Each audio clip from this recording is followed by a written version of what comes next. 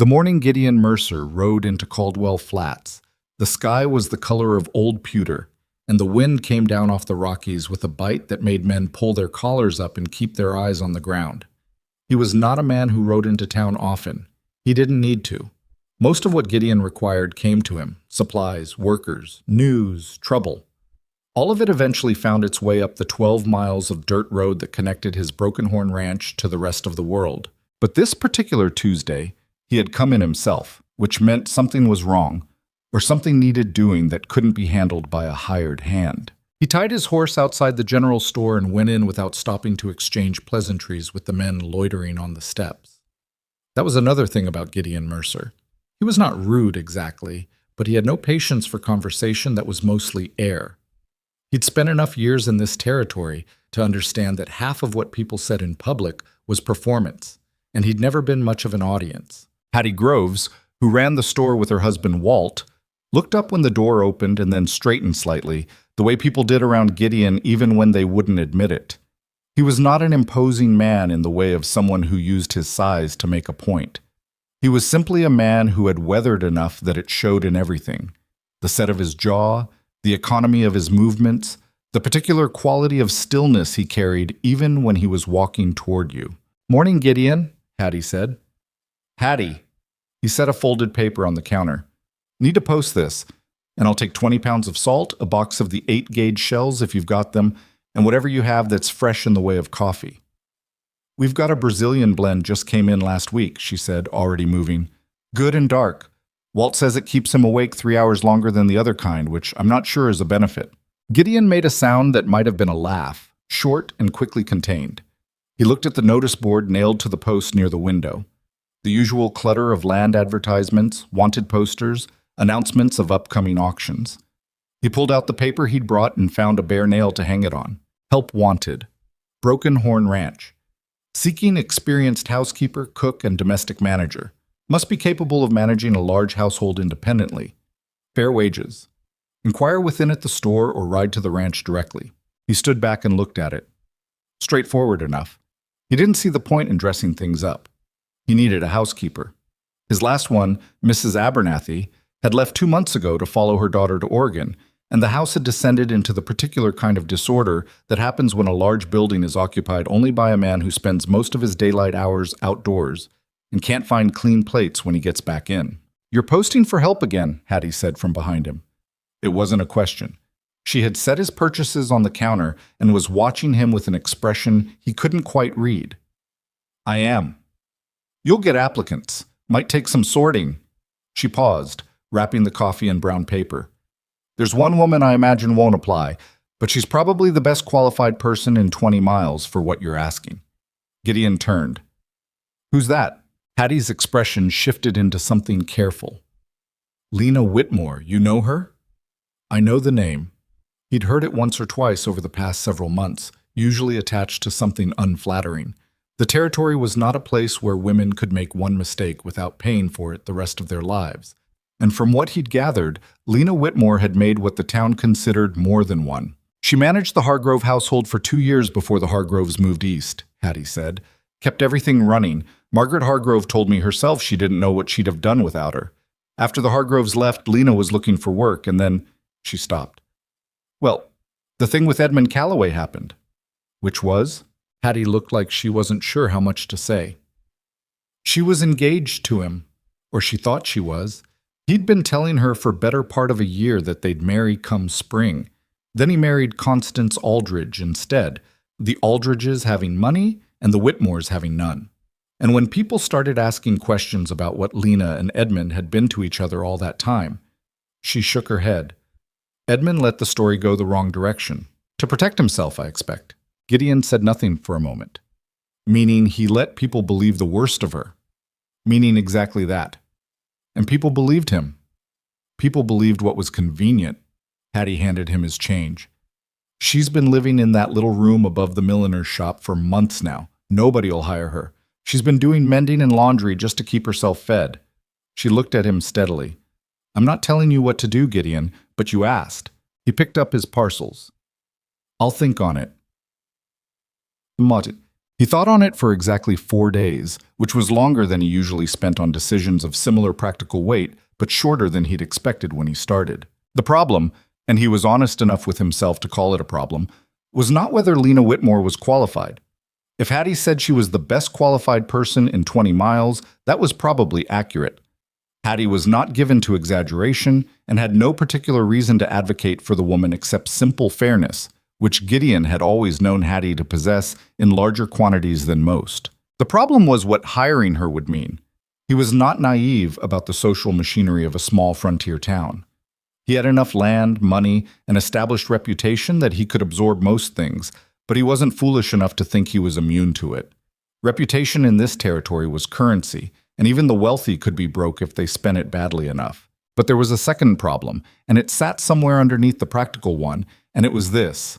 He knew what it was to have something ruinous attached to your name through no fault of your own, or at least through nothing worse than being human. His wife Clara had died 6 years ago.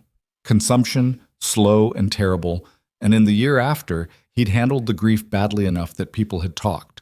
Not cruelly, mostly, but talked.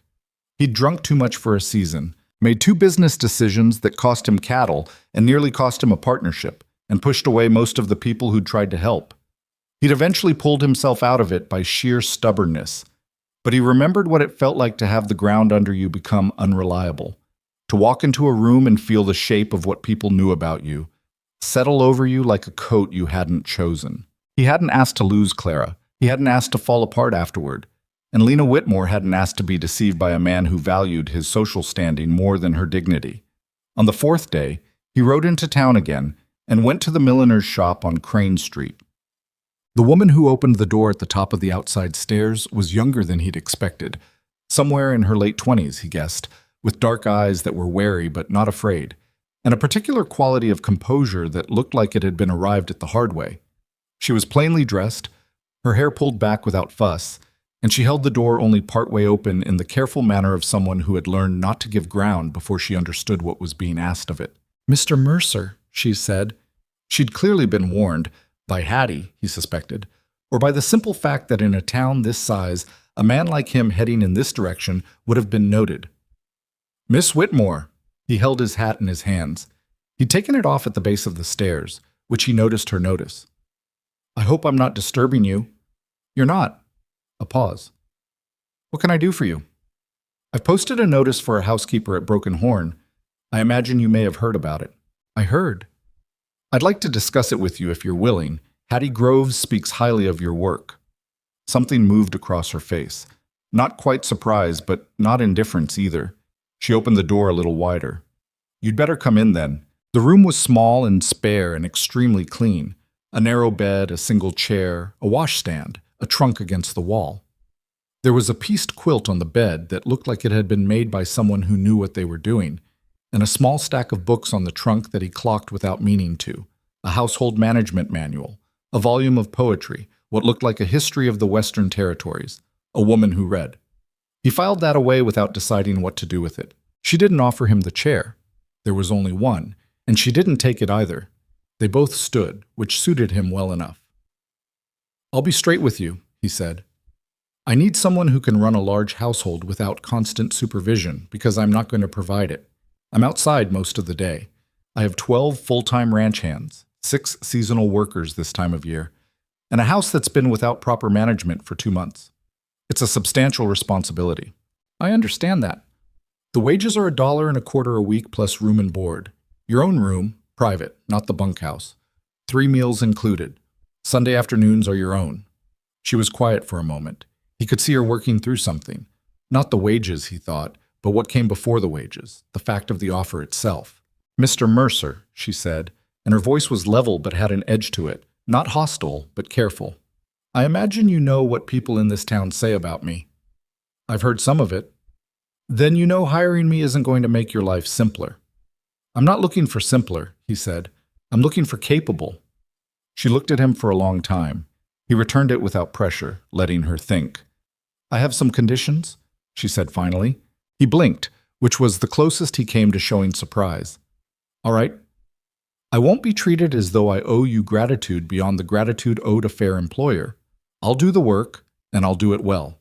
but I won't be managed by the threat that you could change your mind." "Fair," he said. "If your ranch hands give me trouble, I expect you to address it. Also fair. And I won't pretend to be something other than what I am to make your neighbors comfortable. If you need me to do that, I'm not the right person." He almost said none of my neighbors are ever comfortable, but stopped himself. "I don't need that," he said instead. "I need someone who can run my house." She looked at him one more time, a long, measuring look, and then she nodded. "I'll come Thursday," she said. She arrived on Thursday with a single trunk, a carpet bag, and no ceremony whatsoever, which immediately raised her in Gideon's estimation. He'd half expected her to be nervous. She wasn't. She walked through the house with him on a brief tour, asked precise questions about where things were kept and what routines had existed before Mrs. Abernathy left, and then asked for an hour to go through the kitchen on her own before she started anything. He gave her the hour and stayed out of the way.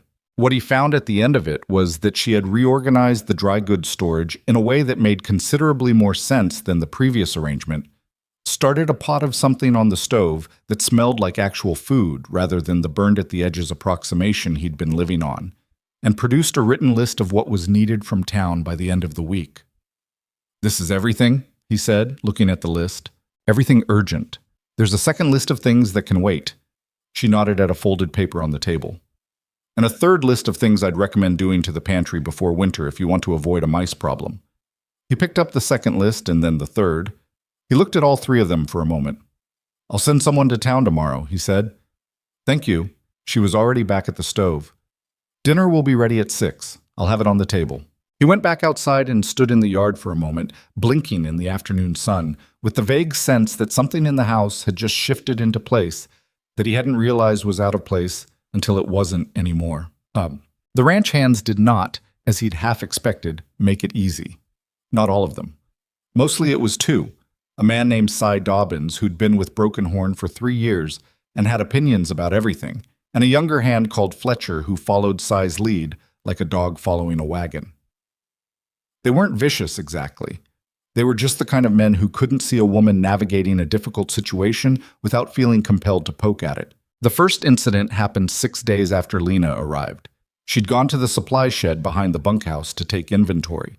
It was adjacent to the ranch's provisions, and she needed to know what was there.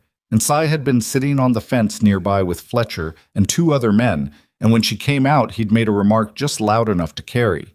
Gideon wasn't there for it. He heard about it from Pete Aldman, his foreman, who told him with the expression of a man delivering an unpleasant parcel. "What did she do?" Gideon asked. "Kept walking," Pete said. "Didn't acknowledge it. But she heard it." Gideon was quiet for a moment. "Send Cy to me." The conversation with Cy took less than 3 minutes. Gideon was not a man who needed to raise his voice to make a point land, and he made his point with the particular kind of economy that comes from meaning exactly what you say. When Cy left the office, he was somewhat less certain of his own opinions than he'd been going in, and he didn't say anything else near Lena Whitmore for the next 3 weeks, after which he gradually began treating her the way he treated everyone else, which wasn't warm exactly, but was functional and not unkind. Fletcher, without Cy's lead to follow, adapted faster. Lena herself said nothing about it to Gideon directly, but 2 weeks after the incident, when Pete Aldman came in from a long day with a hand that had been gashed open by a loose wire, she cleaned and dressed it so efficiently and without fuss that Pete told 3 people about it, and those 3 people told others. And by the end of the month, the consensus among the ranch hands was that Miss Whitmore was fair and didn't waste their time, which was about the highest praise that particular group of men offered anyone. It was in the 3rd week of November that the first real test came. The temperature had been dropping for days, and the sky had taken on that particular flat white quality that men who'd spent winters in Montana knew meant business. Gideon had been watching the cattle in the north pasture with growing unease. There were 300 head up there, including some of his best breeding stock, and the shelter provided by the tree line was good, but not good enough if what was coming turned out to be a genuine blizzard rather than a hard frost. He was in the barn at 10:30 in the evening, making decisions he didn't love about which animals to bring in and which to leave when Lena appeared in the barn doorway with a lantern in one hand and a covered pot in the other. He looked at her. She looked at him. "You haven't eaten since noon," she said. It wasn't a question. I'm working. I know you're working. I brought it to you. She set the pot on the workbench and lifted the lid. Steam came up. He could smell beef and something with root vegetables. His stomach responded without consulting the rest of him. You didn't have to come out here, he said. No, she agreed. She picked up a ladle from the bag she'd hung over her arm and set out a bowl that she'd also brought. But your foreman looks like he's going to fall down if he doesn't eat something, and I assumed you were in similar condition. Gideon looked at Pete, who was leaning against the stall door with the exhausted posture of a man running on will alone. Go eat, Gideon told him. Pete didn't argue. Lena ladled soup into the bowl and handed it to Gideon without any performance about it.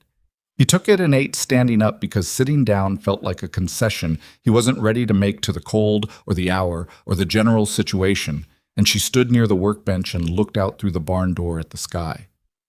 It's going to be bad, she said. Yes. Is 300 head too many for the north shelter? He looked at her sideways.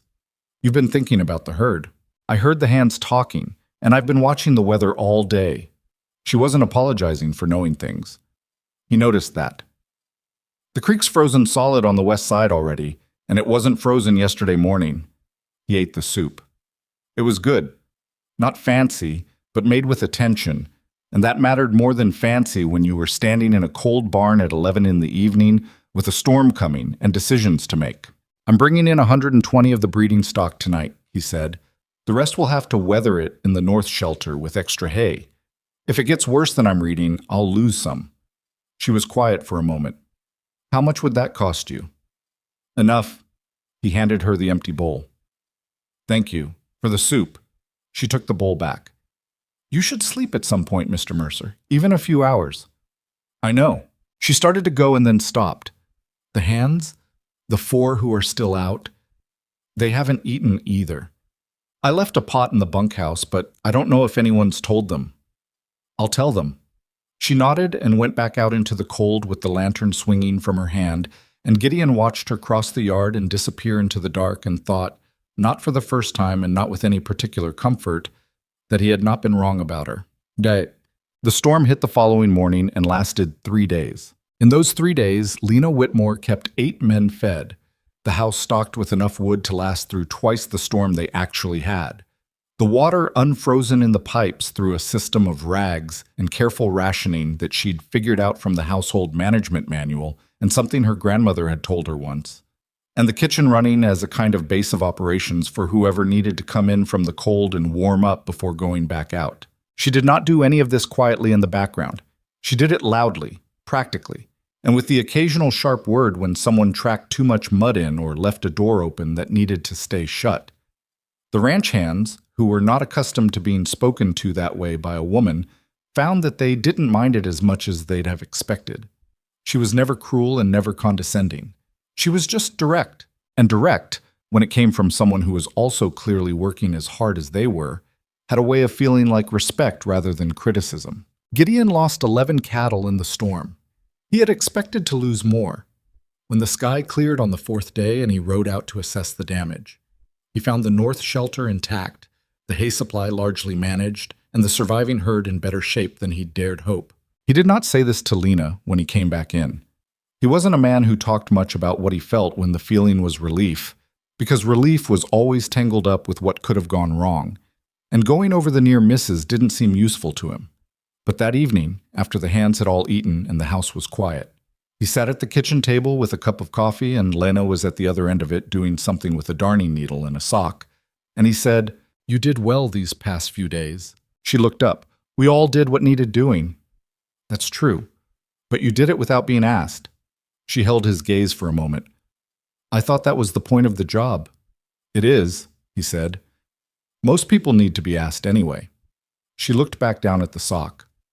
There was a pause that wasn't uncomfortable, exactly, but had some weight to it. My mother used to say, she said, without looking up, that a house in a storm is a test of character, meaning the people in it. Your mother sounds like she was sensible. She was. A short pause. She died 4 years ago. Father 2 years before that. He didn't say he was sorry because she hadn't said it in a way that was asking for condolence. She'd said it the way people said things that were simply true. Siblings? He asked. A brother in Billings. We don't. She stopped, chose different words. We're not close. He took our father's side of things when father thought I'd brought shame on the family. Gideon was quiet for a moment. Because of Callaway. She looked up again, and something in her expression shifted just slightly. Not surprised that he knew, but something more careful than that. Had he told you? Some of it. She set down the darning needle. She held the sock in her hands and looked at the lamp on the table between them.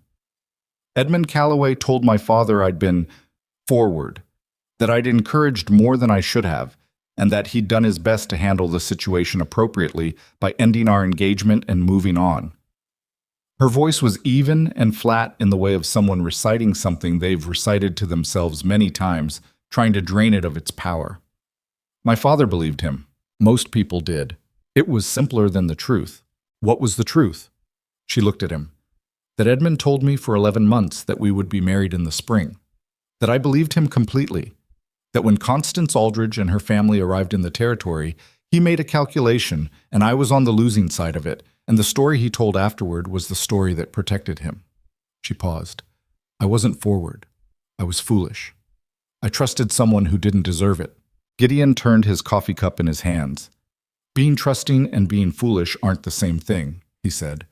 She looked at him like she was deciding whether to believe that. No, she said finally, but they can feel like it after. He nodded. He didn't push further, and she didn't offer more, and the kitchen settled back into its quiet, and he drank the rest of his coffee, and she finished the sock, and by the time they both went to their separate ends of the house, something had shifted between them that neither of them would have been able to name precisely. But that was there nonetheless. The way a room is warmer after a fire has been burning in it for a while, even after the fire goes down. Chuck. December came in cold and clear after the storm, and Broken Horn Ranch moved through the early winter with the particular rhythm of a large operation managed by people who knew what they were doing. The cattle were checked daily, the fences held, the supply runs happened on schedule, the house ran. On the morning of December the 11th, Gideon came into the kitchen to find Lena at the table with a cup of tea, going cold in front of her and a letter in her hand. She was not reading it. She was looking at it the way a person looks at something they've already read enough times to know it by memory and have not yet decided what to do with the knowing. He poured himself coffee and sat down. She didn't look up. He waited. After a minute, she set the letter on the table. It's from my brother, she said. He didn't say anything. He says that under the circumstances... She stopped and touched the edge of the letter with one finger, just the corner of it, as if even that much contact was something to be managed. Under the circumstances, it would be best if I didn't attempt to contact the family anymore. That what's happened has made things too difficult. That he's sorry, but his wife's people are respectable, and... She stopped again. The kitchen was very quiet. Through the window, Gideon could see Pete crossing the yard, his breath making small clouds in the cold air. He's the last one, she said, quietly, without drama, which somehow made it worse. My father and mother are gone. My aunt passed in September. Edgar was the last family I had. Gideon looked at her. She was not crying. She seemed to him, in that moment, to be working very hard at being a woman who did not fall apart in other people's kitchens, and he had enough respect for the effort that he didn't do what some men would have done, which was to reach for her or say something meant to comfort that would have only made her hold herself tighter. You don't have to decide anything today, he said. I know. She picked up her tea and found it cold and set it back down. I thought he might be different from my father. A short pause. He's not. No, Gideon said. People rarely are. She looked at him then, and something in her expression shifted from held together to something more like honest. Does that get easier? She asked. The knowing what people are. He thought about it. He thought about Clara and the years before her illness, and the years during it, and the years after, and about his own brother back in Pennsylvania who'd written him exactly once since he came west, and never since. He thought about what it cost to stop expecting people to be different from what they were. Not easier, he said, but you get better at putting it down. She considered that for a moment, and then she nodded very slightly and picked up the letter and folded it and set it aside and stood up to begin the day, and he respected that too, the way she simply kept going, more than he could have easily explained. The letter from Edgar Whitmore sat in the drawer of Lena's washstand for 11 days before she stopped thinking about it every morning when she woke up. She knew it was still there. She didn't throw it away because throwing it away felt like a decision she hadn't finished making yet. And Lena had learned the hard way not to make permanent decisions before she was ready for them to be permanent. But she stopped letting it be the first thing that occupied her mind when the day began. And that was its own kind of progress. December settled over Broken Horn Ranch the way Montana winters always did. Not all at once, but steadily, accumulating, the cold becoming a fact of life rather than a weather event. The days shortened until the sun barely cleared the ridge to the south before it started dropping again, and the work of the ranch compressed itself into the available light. Men were up before dawn, and the last chores were done in lantern glow. The house filled earlier in the evenings, hands coming in from the cold with the particular subdued energy of people who had spent all their available daylight doing physical labor and had nothing left for argument. Lena found that she preferred the ranch in winter to how she'd imagined it would be. There was something clarifying about cold weather and hard work operating together. The days had a shape to them that she appreciated, a beginning and a middle and an end that were all determined by practical necessity rather than social convention. She had spent enough years navigating social convention to find the absence of it restful. She had also, somewhere in the weeks since the storm and the kitchen conversation and Edgar's letter, stopped waiting for the other shoe to drop. That surprised her. She was not by nature a woman who trusted situations before they earned it. She had trusted Edmund Callaway's promises for 11 months and learned what that cost, and the lesson had settled into her bones the way cold did, not always visible but always present, shaping how she moved through everything. But Gideon Mercer had been exactly what he presented himself as, no more and no less, every single day since she'd arrived. And eventually a person had to either acknowledge that or spend their whole life braced against a blow that might not be coming. He was not easy to know. She understood that. He was contained in the way of someone who had decided at some point that feelings were private property and conducted himself accordingly. He didn't share much. He didn't ask much. He was scrupulously fair and occasionally unexpectedly decent, and almost never warm in any way that announced itself as warmth. But she was learning to read the smaller version of it. The way he'd had a load of proper firewood split and stacked outside her room's window without being asked after she mentioned once that the supply on that side of the house ran low faster than the other side. The way he'd told Pete to reassign the heaviest water hauling to one of the younger hands after he noticed she'd been doing it herself and was favoring her right shoulder from it. He didn't say anything about either of these things. He just did them and went on. She thought about that sometimes, about what it said about a person, to be considerate in ways they didn't advertise. Ego. It was Cy Dobbins who finally said, out loud, what most of the ranch hands had been thinking for several weeks. They were in the barn, 4 of them including Pete Aldman, doing the late evening check on 2 mares that were close to foaling. It was cold enough that their breath made visible clouds, and the conversation had been mostly practical. The condition of the mares, the expected timing, whether the farrier needed to be sent for before the new year. And then Cy, who had in fact significantly adjusted his behavior since his conversation with Gideon, but had not entirely shed the habit of saying whatever was in his head, said, "You know, I had her figured wrong. Ba Miss Mataman." Pete glanced at him. Who? Miss Whitmore. Cy was looking at the mare he'd been checking, not at anyone in particular. When Mercer hired her, I thought, well, you know what I thought. I know what you said, Pete replied, with a dryness that made the younger hand, Fletcher, look away. I said what other people were thinking, Cy said, without much defensiveness. He seemed to be genuinely working something out rather than justifying himself. But she's not what the talk said. She works hard as any man on this property, and she doesn't complain about it, and she doesn't ask for credit. She just does it. He paused.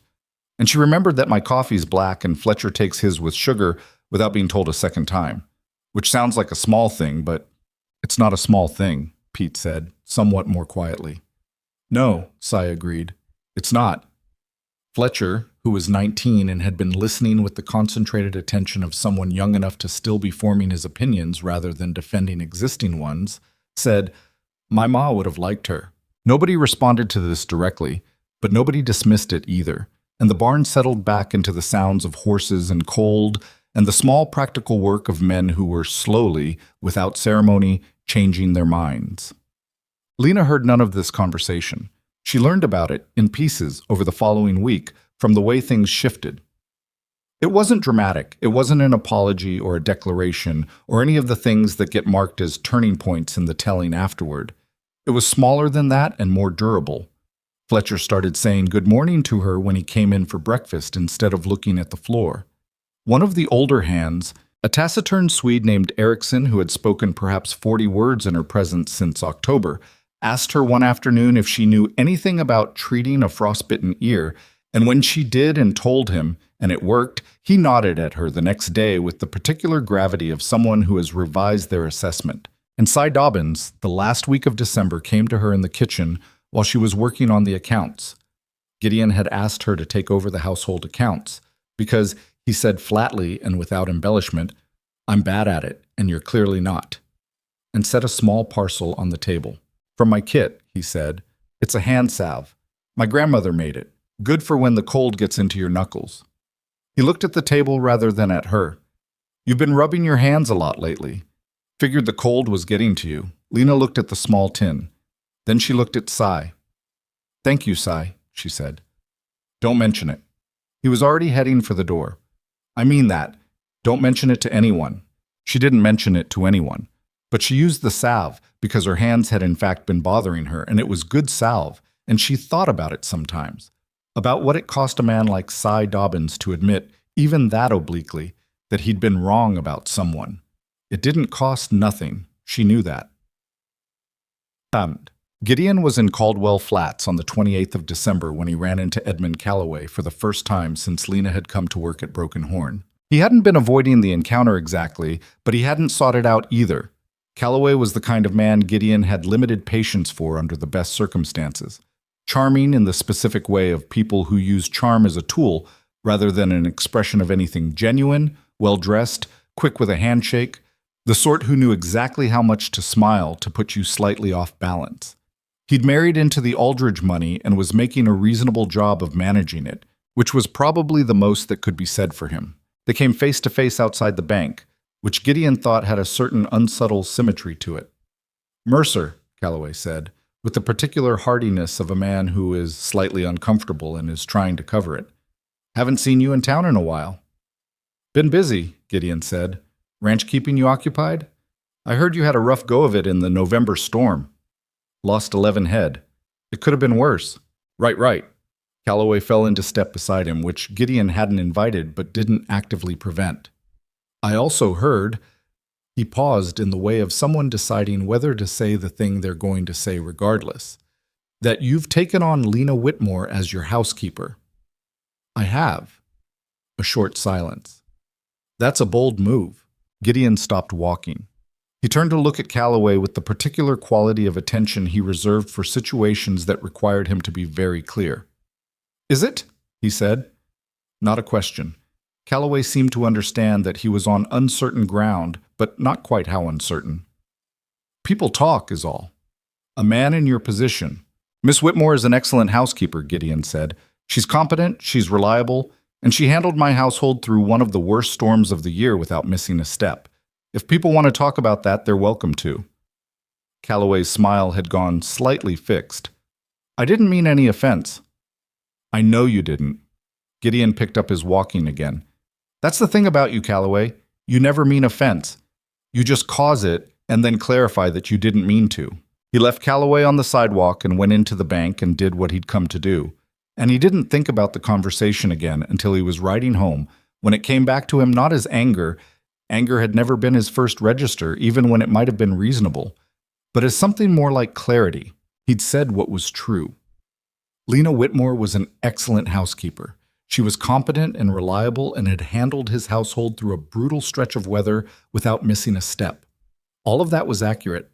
But riding home along the frozen road with the winter light going flat and gold to the west, He acknowledged to himself for the first time that it wasn't the whole picture.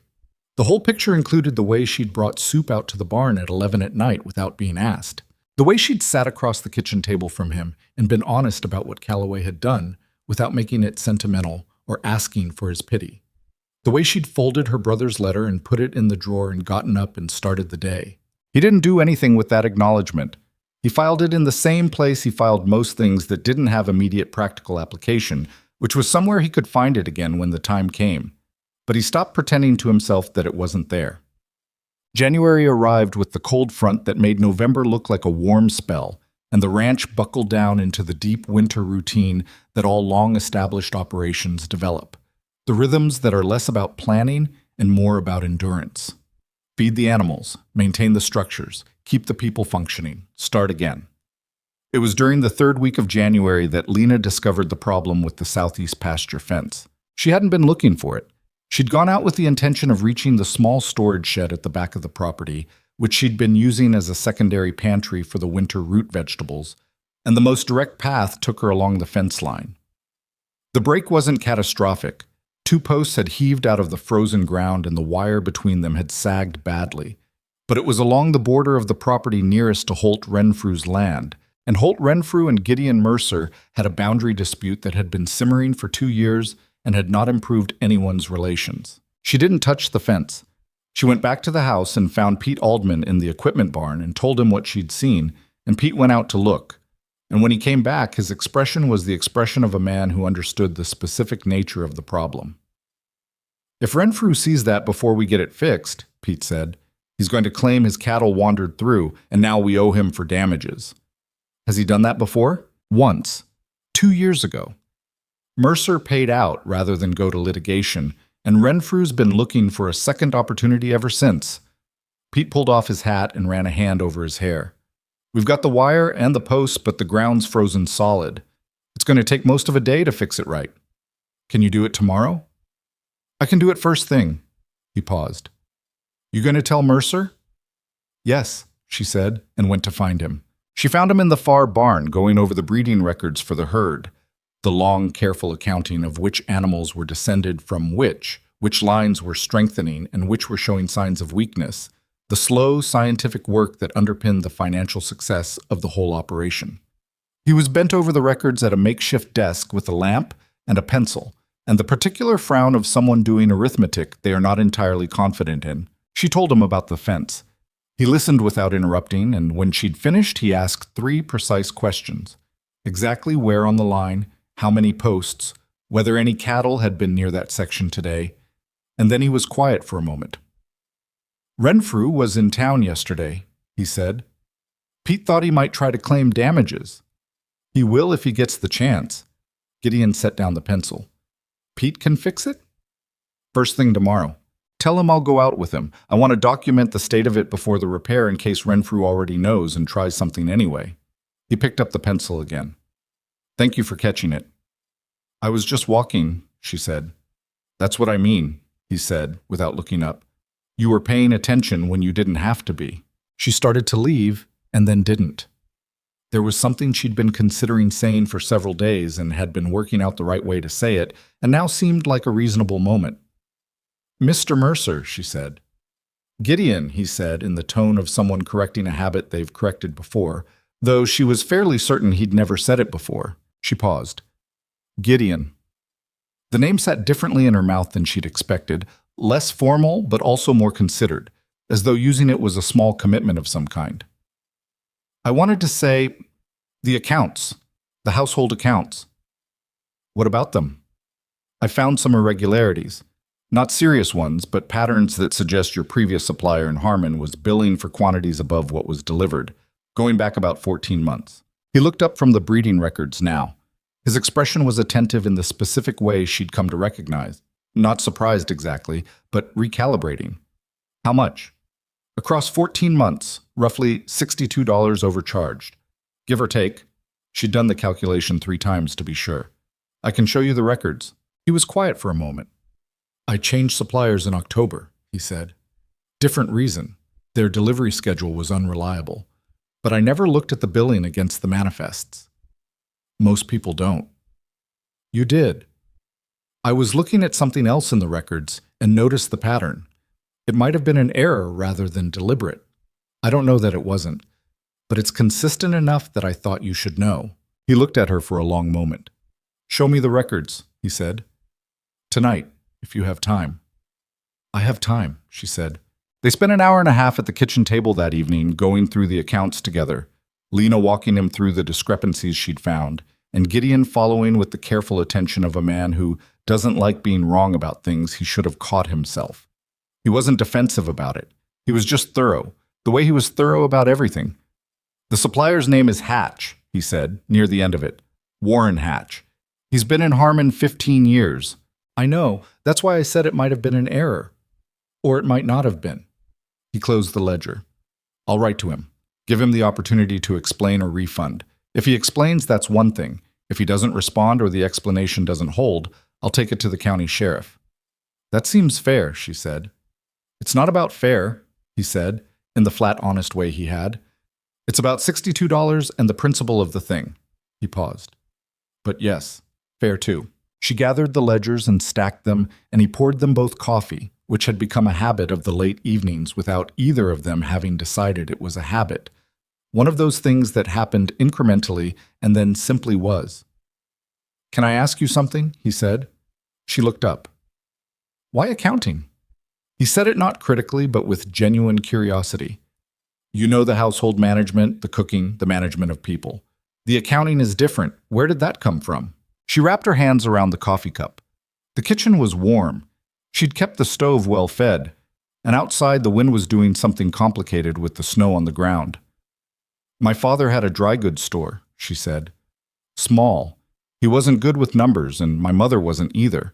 I started doing the books when I was 14 because someone had to, and I seemed to be the one in the family who could." She paused. "I did them for 8 years, until things changed. Until Callaway." "Until after Callaway," she said precisely. "I left my father's house of my own choice. By then, I didn't want to be there anyway." She looked at the coffee cup. "The store failed 2 years later. I don't think that was a coincidence." Gideon said nothing for a moment. Then, "I'm sorry." "Don't be. It's not your fault." "No, but I'm still sorry it happened." She looked at him. There was something in the way he'd said it that was different from the automatic sympathy people offered. The "how terrible" and "what a shame" that was really just a form of social punctuation. He'd said it like he meant the specific thing, the actual loss of a specific set of years and one specific trust and all the accumulated weight of what followed. It was a small distinction, and it mattered considerably more than it should have. "Thank you," she said, and meant that specifically too. The letter to Warren Hatch went out in late January. The response came back in 3 weeks, a long, somewhat rambling letter that claimed bookkeeping error on the part of a former employee who had since left his service, expressed great distress at the idea that Mr. Mercer had been ill-served, and enclosed a bank draft for $58, which was $4 short of the amount Lena had calculated, but which Gideon, having assessed the correspondence, deemed sufficient to close the matter. He showed her the draft when it arrived. "58, she said. "Close enough," he said. "It's $4 short." "I know, but he paid without disputing the core of it, which means he knew about it." He folded the draft. $4 isn't worth the continued correspondence. The point's been made." She considered arguing and decided not to. It was his money and his judgment, and the judgment wasn't unreasonable. "All right," she said. He looked at her with something that might have been a brief amusement. "You disagree." "I think $4 is $4. "It is," he agreed, "but some things aren't worth the energy they cost." She thought about that for several days afterward, in the particular way she had of returning to things that seemed small and turned out to be larger than they appeared. About what it meant to let go of $4, not from weakness, but from a calculation about what the pursuit cost versus what it gained. She'd spent years not letting go of things, not Edmund, not her father's disapproval, not the town's whispers. And holding on had cost her considerably more than $4 in the broader accounting. She didn't arrive at any grand conclusions from this. She just noticed it and filed it and let it sit. February brought a brief, almost cruel thaw. 3 days of temperatures above freezing that raised everyone's spirits and flooded the low-lying sections of the south pasture when it ended and the temperature crashed again. Gideon lost the use of 2 water troughs that froze solid in an unusual configuration and had to be dealt with by methods that cost time and labor he hadn't budgeted for that week. He handled it without visible frustration, which Lena had come to understand was not the same thing as not feeling it. He felt things, she was fairly sure, in quantities that would surprise people who only knew him by his contained exterior.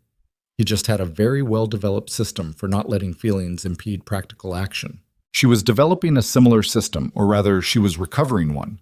She thought she'd had it before Edmund, and it had taken her a while to rebuild it after, and Broken Horn Ranch, the rhythm and the work, and the cold honesty of frontier life, was helping in ways she couldn't have predicted and wasn't sure she could have asked for. She was thinking about this on a Wednesday afternoon in the second week of February, standing in the kitchen doorway watching a late afternoon light come sideways across the snow, when Gideon came in from outside and stood beside her for a moment looking at the same thing. He smelled like cold air and horses, and whatever the clean soap smell was that she'd associated with him since early December. "Storm coming?" she asked. "Maybe, or it might go north of us." He looked at the sky with the practiced assessment of a man who had read this particular sky for 20 years. "Probably north of us." "Good." "Yes." A pause. "You've been here 4 months," he said. She looked at him. He was still looking at the sky. "I have. I want to say—" He stopped, started again. "The ranch is better for it, you being here." He said it in the same flat, factual way he said everything, without decoration, and somehow that made it land harder than decoration would have. "I want you to know that, in case I don't say it enough." She was quiet for a moment.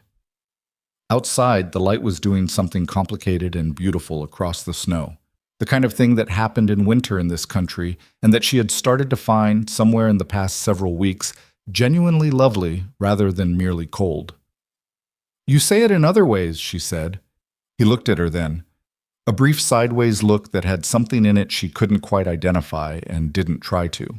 "I suppose I do," he said, and went inside to wash up for dinner, and Lena stayed in the doorway a moment longer watching the light, and the feeling in her chest was not simple and not entirely comfortable, and was, she recognized with a slight sense of alarm, something she hadn't felt in a very long time. She didn't name it. Not yet. But she stopped pretending she hadn't noticed it, which she'd been doing since sometime in December, and that too was its own kind of progress. The feeling she hadn't named in the doorway on that February afternoon had a way of making itself harder to ignore as the weeks went on. It wasn't that anything dramatic happened. That was almost the problem. What happened was ordinary. Breakfast conversations that ran longer than necessary, evenings at the kitchen table where neither of them was in a particular hurry to call it a night, small moments of working alongside each other that had developed a particular ease she hadn't expected and hadn't prepared for. Gideon would bring in wood without being asked on mornings when she was behind schedule. She would leave coffee hot in the pot on evenings when she knew he'd be out late. Neither of them commented on these things. They just happened, accumulated, settled into the structure of the days. She was aware of it in the way she'd learned to be aware of things she wasn't sure what to do with yet, keeping it at the edge of her attention rather than looking at it directly, the way you sometimes handled a lamp that was turned too high, not quite facing the brightness head-on. March came in raw and uncertain, the way Montana springs always did, promising something warmer and then taking it back, the temperature swinging 15 degrees between morning and afternoon on days when the clouds couldn't decide what they wanted to be. The calving season began in earnest in the second week of the month, and the ranch went through a familiar transformation. The long nights, the constant checking, the particular exhaustion of tending to something new and fragile in conditions that were not particularly friendly to new or fragile things. Lena began keeping a lamp lit in the kitchen through the night during calving. She hadn't been asked to. It was simply practical. The men came in at all hours during that stretch, cold and tired and needing coffee and sometimes food, and it seemed to her that having it ready cost her less than it saved them. She slept in pieces during calving weeks, an hour here and 2 hours there, and she was tired in a way that had its own rhythm, different from ordinary tiredness, almost companionable in the way that shared hard work sometimes was. Gideon noticed the lamp. He didn't mention it for several nights, And then one morning near the end of the second calving week, when she was at the stove and he came in at 4:30 with hay in his hair, and the particular blank expression of someone who has been awake for most of 20 hours, he sat down at the table and said, "You don't have to keep the lamp on all night." "I know," she said, and handed him coffee. He looked at the coffee for a moment. "You're not sleeping enough. Neither are you." He stopped. He looked like he'd been about to say something automatic and had caught himself. "That's true," he said instead, which was so unlike what most men would have said in that situation that she almost smiled. 43 calves, she said. "That's a good number for what the season's been." 44, as of about an hour ago. He drank the coffee. "We lost one yesterday. Mayor had a bad time of it. Lost both of them." "I'm sorry." "It happens." He said it in the flat way he had. The way that wasn't coldness, but was the result of a man who had learned that being matter-of-fact about loss was the only way to keep functioning when loss was a recurring condition of the work. It happens, and you account for it, and you move on. She sat down across from him with her own coffee. Outside, the sky was beginning to show the first gray suggestion of dawn, and the wind had dropped in the way it sometimes did just before sunrise, leaving a brief stillness over the land that felt almost like something you should be quiet in the presence of. "Gideon," she said. He looked up. "What happened to your wife?" She'd wanted to ask it for months and had not, because it didn't seem like her question to ask. But 4 months of shared days had changed the geometry of things, and she found she could ask it now without it feeling like an intrusion. He was quiet for a moment. He looked at his coffee cup. "Clara," he said. "Her name was Clara." Another pause. "Consumption. It took about 2 years from when she was first sick to when she was gone. The last 8 months were bad." "I'm sorry," Lena said. She was the good woman. Better than I was easy to live with, which I'll admit to plainly." Something moved across his face. Not grief exactly, or not only grief, but the complicated thing that sits at the back of a long loss, the parts that aren't clean or simple. "I didn't handle it well. After. I'm not sure I handled the during of it well either. I kept thinking that if I could just keep the ranch going well enough, make enough money, be busy enough." He stopped. "It doesn't work that way.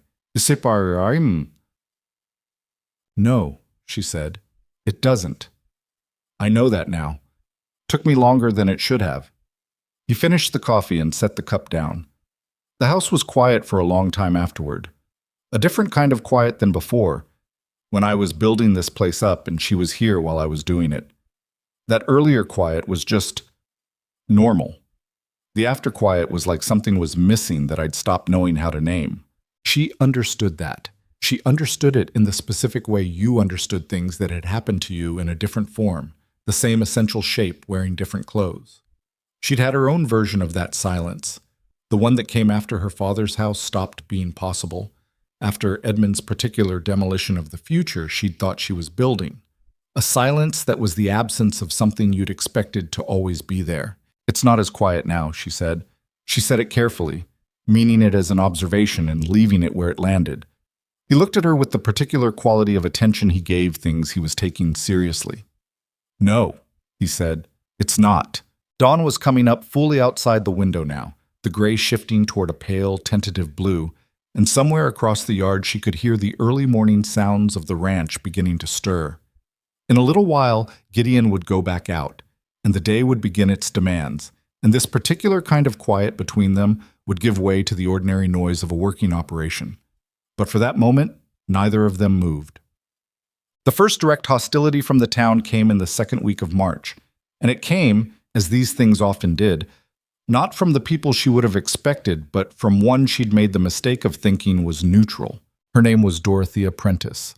She was married to the man who ran the Caldwell Flats Land Registry, a thin-faced woman of about 50, with the particular sharpness that sometimes developed in women who had spent their lives managing appearances in a small community where appearances were the primary currency.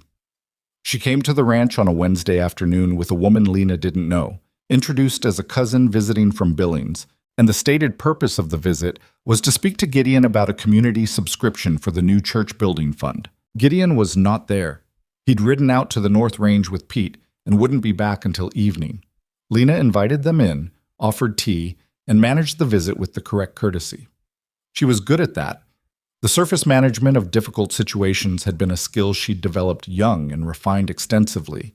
Dorothea accepted the tea and said pleasantly enough that she was sorry to have missed Mr. Mercer. And then, also pleasantly, as though they were simply two women having a neutral conversation, she said, "It must be an unusual arrangement running a household for a widower in such an isolated situation. How do you manage the—" She paused with a smile that did not reach her eyes.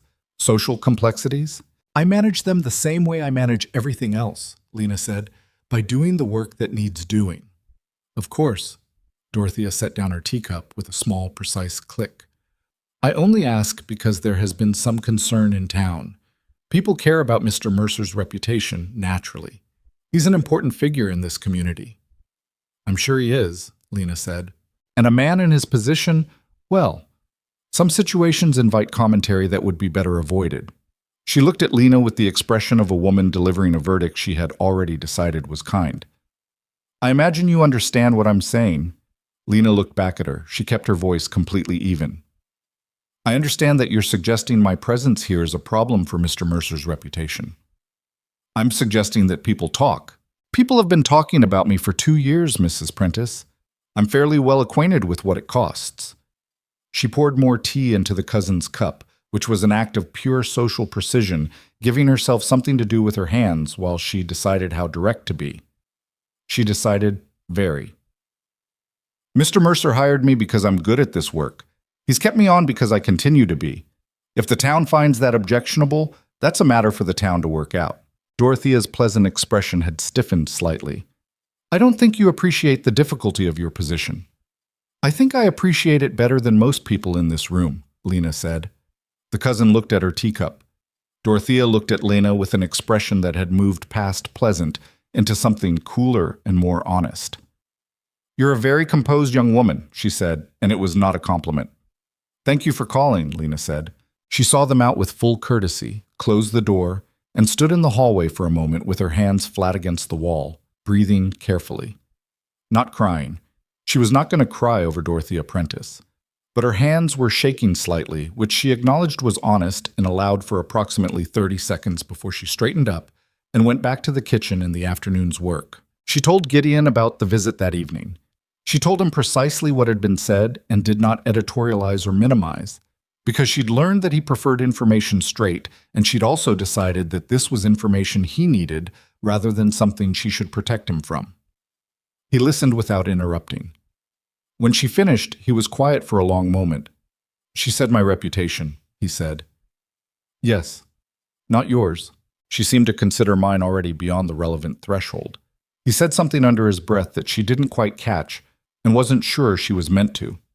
Then, out loud, "She's wrong about my reputation needing protection from this." "I know.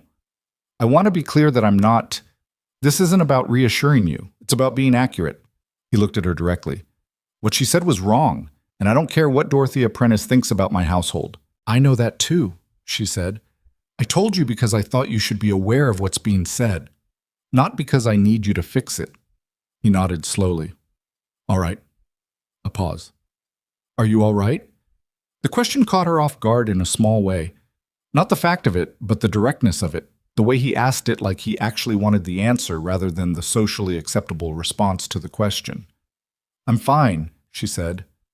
"I'm angry, but I'm fine." "Good," he said. "The anger is appropriate." What followed Dorothea's visit was not a single incident, but a season of them. A coldness from 2 women she passed on the sidewalk in Caldwell Flats at the end of March.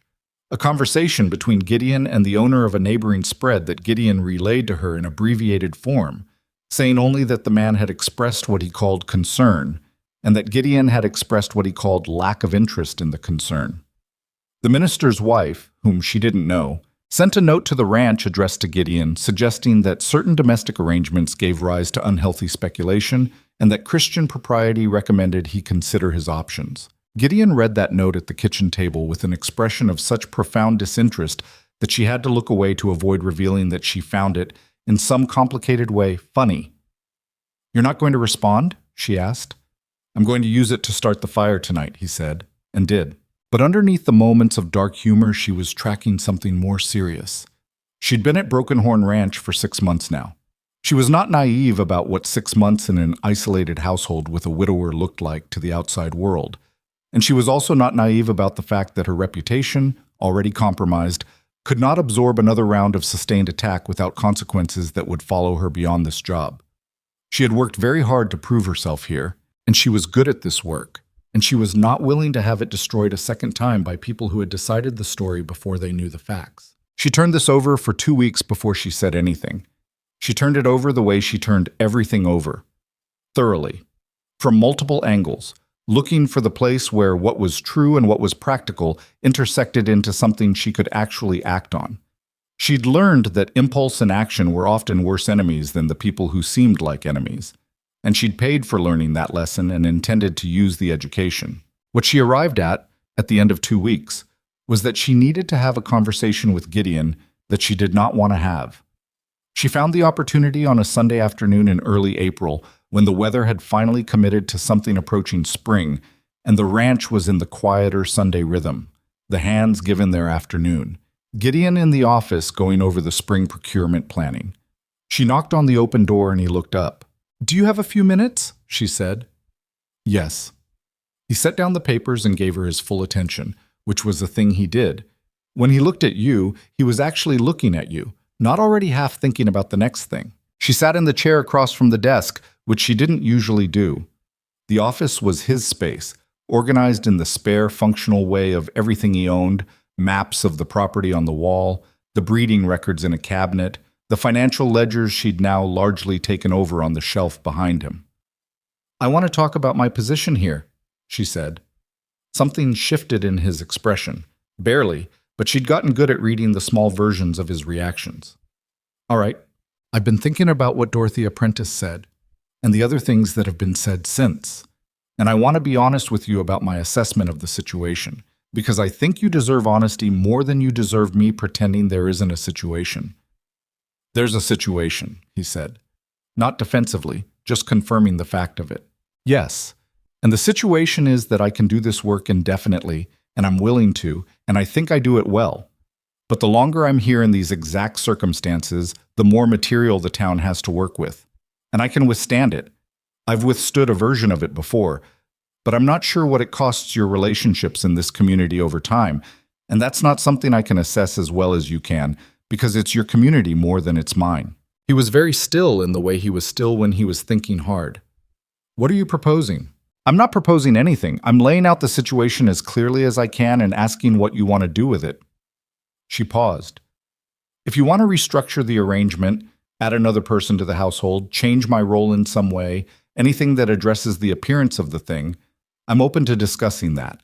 If you want me to leave, I understand that too, and I won't—" She stopped, made herself continue. "I won't take it as a personal failing. I know what this job means. And I know what you offered me when nobody else would. And whatever you decide, I want you to know that I understand the complexity of the position." The office was quiet. Through the window behind him, she could see the yard, newly muddy with the thaw, two of the younger hands kicking a ball back and forth near the bunkhouse in the afternoon light. Gideon looked at her for a long time, not with the processing expression he sometimes had, but with something more direct than that, something she couldn't entirely categorize, which made her realize that she had been, all through the speech she'd just given, carefully not looking at what she actually felt about the possible answers to the question. She'd framed it all in terms of practicality and his position and his community, which was accurate and also incomplete. "Lena," he said. His voice had a quality she hadn't heard in it before, not softer exactly, but stripped of the particular management he usually applied to what came out of his mouth. She waited. "I'm going to ask you something, and I want you to answer it honestly, not the way you think I want it answered. Can you do that?" "I can try." "Do you want to leave?" She opened her mouth and then closed it. The honest answer assembled itself before she had time to curate it. "No," she said. "Do you want to stay?" "Yes." He nodded once, like a man who has gotten the information he went looking for and is now going to do something with it. He stood up from behind the desk, which surprised her enough that she stood too, which put them both on their feet on the same side of the conversation, which felt like something had changed in the geometry of the room without anyone deciding to change it.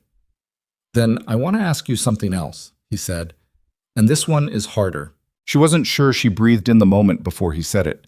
"Do you think, given everything, that you could consider a different arrangement?" He was looking at her with an absolute directness that was more than she was used to from him, and possibly more than she was used to from anyone. Not a housekeeper arrangement, a different one. Her heart was doing something she didn't entirely trust. "You're going to have to be clearer than that," she said, and was impressed that her voice came out level. "I'm asking you to marry me," he said. He said it like he said everything else, without decoration, without kneeling or speeches or roses, just the flat, honest weight of what he meant. Not because of the town, not because it solves anything socially, though it would, because I don't want you to leave, and I've been aware of that for longer than I've been willing to admit to myself. And I'm not going to dress it up into something it isn't just to make it easier to say. The room was very quiet. Lena felt something that she could only describe as the sensation of the ground becoming solid again under a place you'd learned to walk carefully. The thing she hadn't named in the doorway in February and hadn't let herself look at directly since sat in the middle of the room now, visible, unavoidable, and considerably larger than she'd managed to pretend it was. "Gideon," she said. She stopped. "You don't have to answer now," he said. I understand there's history here that makes trust complicated." "It's not that I don't trust you." She said it before she knew she was going to, and heard how true it was as she heard herself say it. "I trust you more than I've trusted anyone in years. That's actually the part that frightens me." He looked at her with something that was not quite a smile, but was in that direction. "I know," he said. "It frightens me too." That was perhaps the most honest thing either of them had said to the other, and it sat between them not as a problem, but as a kind of company. "I need a few days," she said. "Take them." "I want you to know," she started, and then tried again. "Whatever I decide, I want you to know that what you just did took courage. Most men in your position would have found an easier way through this." "I'm not interested in the easier way," he said. "I know that," she said. "It's one of the reasons I trust you." She left the office and walked down the hall and out through the back door and stood in the new spring air of the yard, and the afternoon light was doing something very clear and very direct across the mud and the new grass beginning to push through the old, and she stood in it and let herself feel the full complicated weight of what had just happened without immediately trying to manage it. She stood there for a long time. She thought about it for 4 days. Not obsessively. She still managed the house, kept the accounts, cooked 3 meals a day, supervised the spring cleaning of the winter-heavy rooms. But underneath all of it, the question sat and she turned it over, not looking for the right answer in the abstract, but looking for her own actual answer, which was a different thing and took longer. She thought about Edmund, not with the old nauseated grief, but with a cooler, more distant assessment, the way you looked at a scar after it had fully healed. Evidence of something that happened, but no longer a wound. Edmund had offered her the shape of something and filled it with very little actual substance. She hadn't known that at the time because she hadn't been asking the right questions. She'd been asking, "Does he want me?" when she should have been asking, "Does he see me?" She thought about what Gideon had said and how he'd said it. The flat lack of decoration, the admission that it frightened him too. The way he'd told her to take her time and meant it, which was different from men who said take your time and were already quietly arranging what the answer would be. She thought about trust, about what it actually felt like, not as an idea but as a practice. The way it had rebuilt itself incrementally over months, not all at once, not in a moment, but in dozens of small moments like water wearing a channel through stone, the soup in the barn, the firewood outside her window, the conversation about Clara, the way he'd dismissed Dorothy Apprentice's letter into the fire with what she'd recognized as a principled disgust on her behalf, rather than a performance of it. On the 4th evening, she went to find him. He was in the barn again. The barn was his thinking place as much as his working place. She'd come to understand. Going over the equipment that needed attention before the spring planting and livestock rotation began in earnest. He looked up when she came in and waited, which was the thing he did. He didn't fill space with words when waiting was more honest. "Yes," she said. He was still for a moment, then, You're sure? I asked myself all the questions I should have asked the first time, she said. With Edmund, I didn't know enough to ask them. I know enough now. She paused. Yes, I'm sure.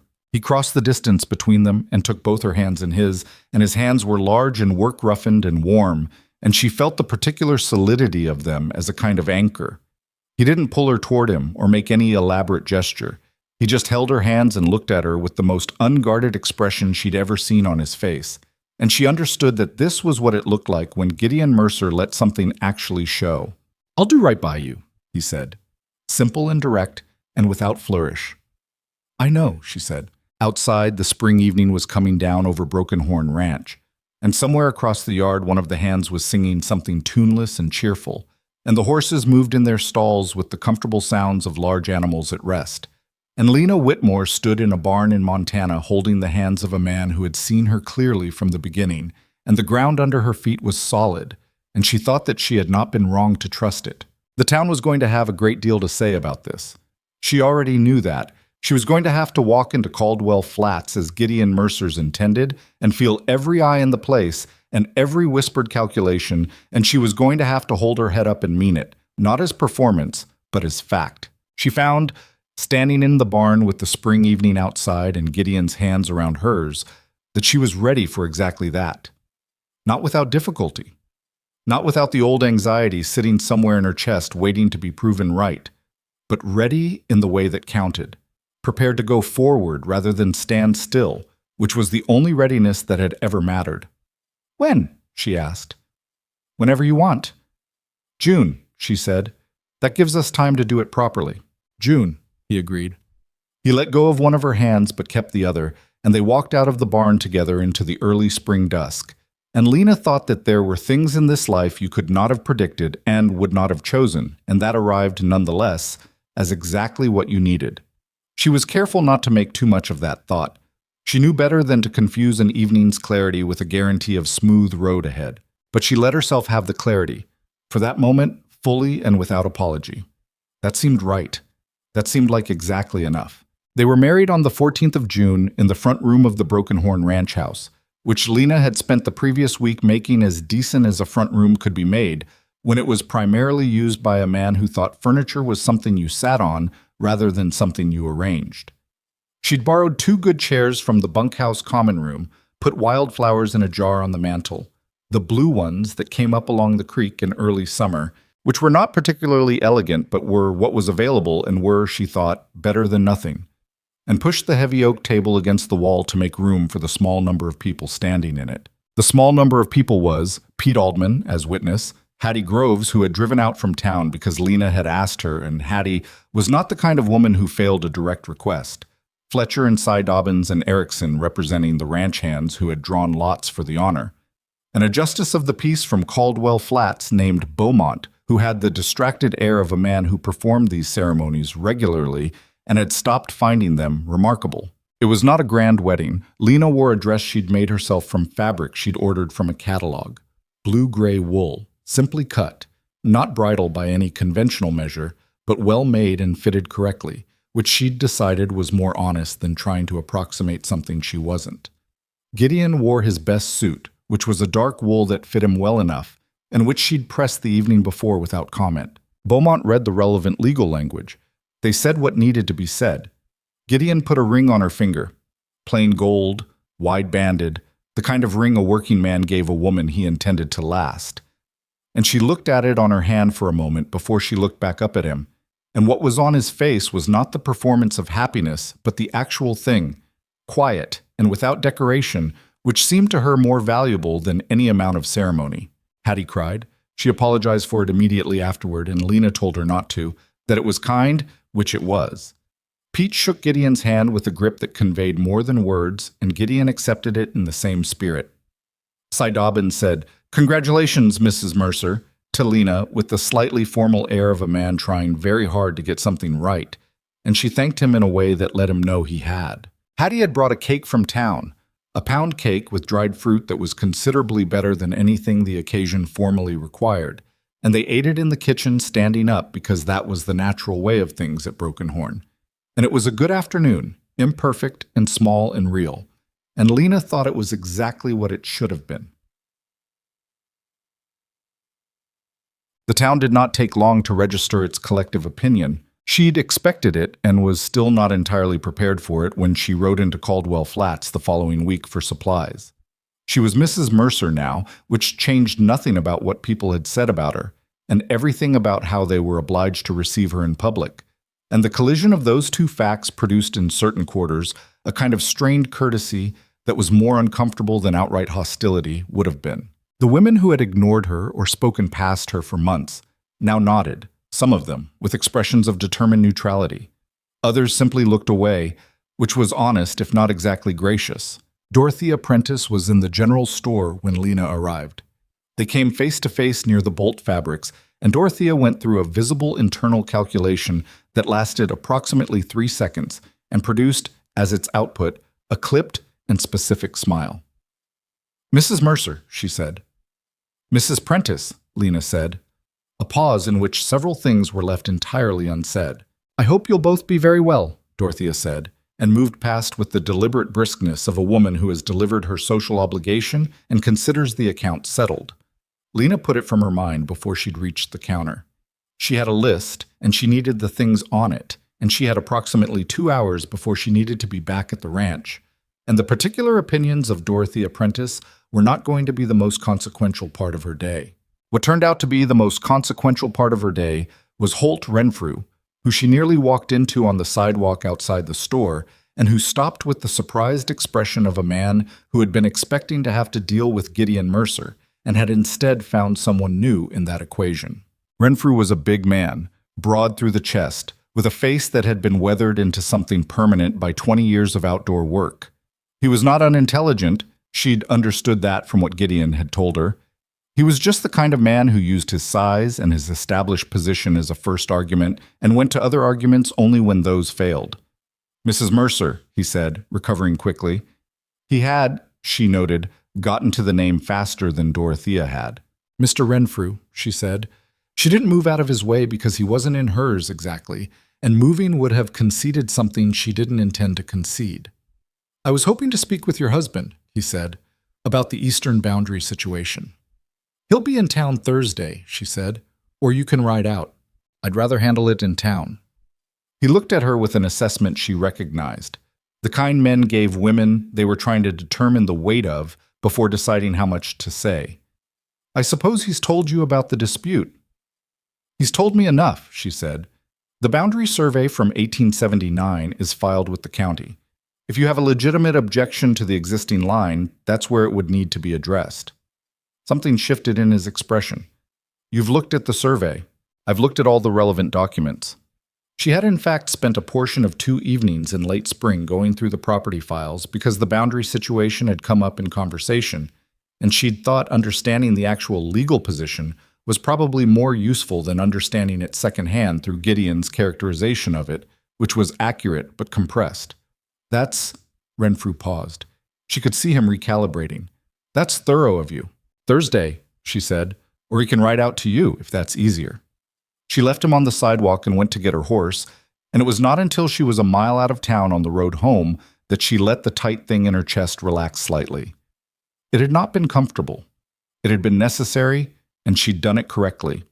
And uncomfortable and necessary were sometimes the same thing, and you just had to keep moving. She told Gideon about both encounters that evening. He listened to the Renfrew part with more attention than the Dorothea part, which was appropriate, and when she finished, he was quiet for a moment. "The survey reference was exactly right," he said. "I know. That's why I said it. He'll back down." He said it with the particular confidence of someone who had been reading a specific man for years. "He tries these things when he thinks there's a soft spot. When there isn't, he finds a different approach." "He didn't seem soft spot oriented when I'd finished talking to him," she said.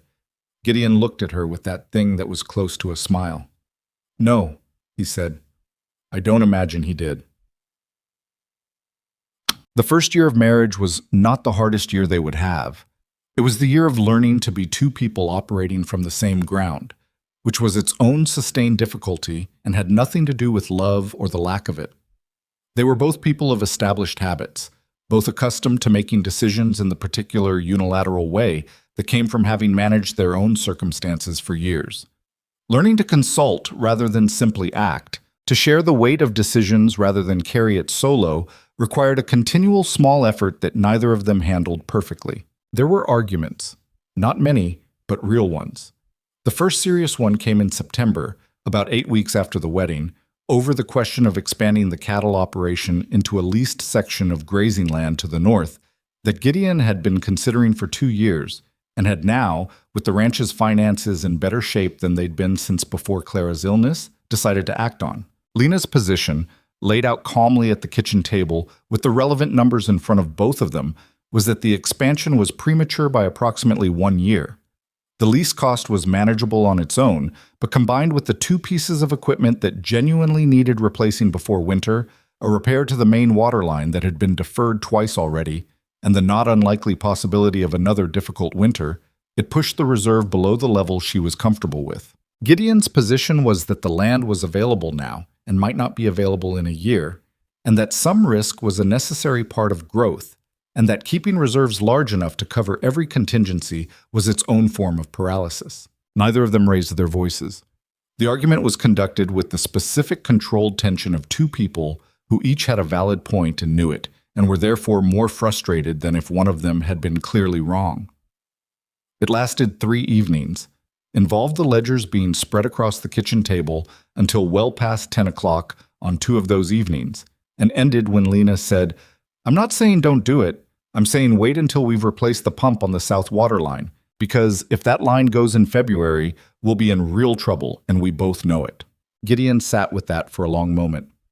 "Replace the pump first," he said. "Then the lease. The lease may not still be available. If it's not, there will be another opportunity. If the line goes and we've overextended, there won't be."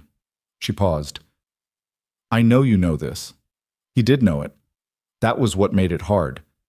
2 months, he said. "If the pump's replaced by November, I approach Dawes about the lease in November." "I can live with that," she said. "Good."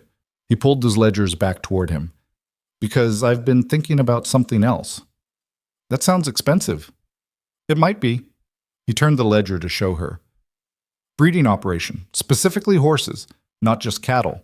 There's a market developing for well-bred working stock, and I think we're positioned to supply it if we invest in the right foundation animals." She looked at the numbers he'd sketched in the margin.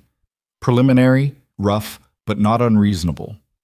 She looked at them for a long time, running calculations in her head, checking them against what she knew of the operation's capacity and the current state of the regional market for horses. "This would take 3 years to turn a profit," she said. "At minimum, probably 4.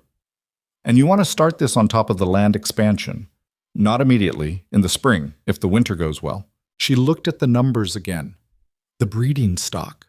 Where are you thinking of sourcing them?" He had, she discovered over the next hour, thought about it in considerably more detail than the preliminary sketches suggested. Had been thinking about it, in fact, for the better part of a year. He knew the bloodlines he wanted, had identified 2 possible sellers, had researched the market for working horses in the territory and the territories adjacent to it. It was underneath the sketched margins, a serious proposal. "All right," she said. He looked at her. "That's it? The numbers work if we're conservative about timeline and the winter isn't catastrophic." She closed the ledger. "I don't say yes to things that don't make sense, and I don't say no to things that do. This makes sense." She paused. "It's a good idea, Gideon." He was quiet for a moment. "You're not easy to work with," he said. There was something in his voice that was not criticism. "I know," she said. "You're not easy to work with either." "No," he agreed. "But we work." She thought that was probably the most accurate summary of their first year together that could have been given.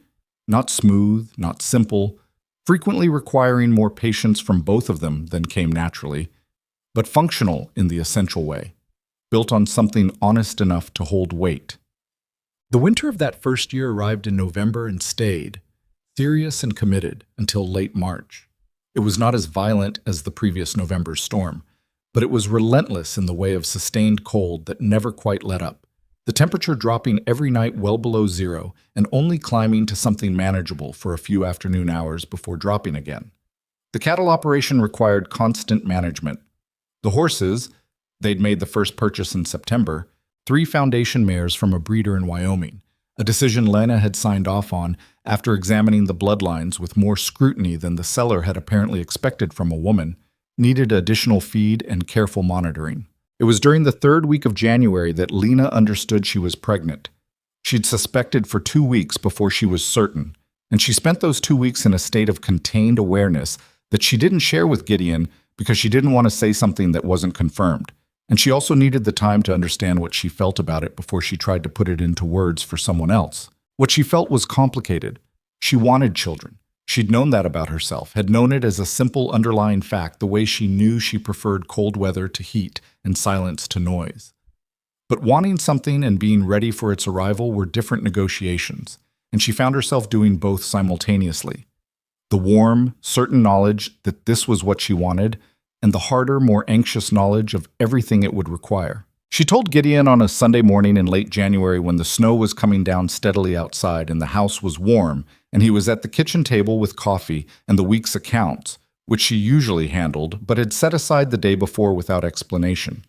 She sat down across from him and said, "I need to tell you something."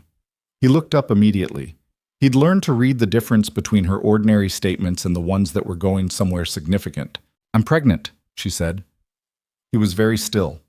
She watched the information travel across his face, not in a dramatic way, but in the specific way of someone receiving something they had hoped for and are now, in the actual moment of receiving it, not sure they're prepared for. "How certain," he said. "Certain enough to tell you." He was quiet for another moment.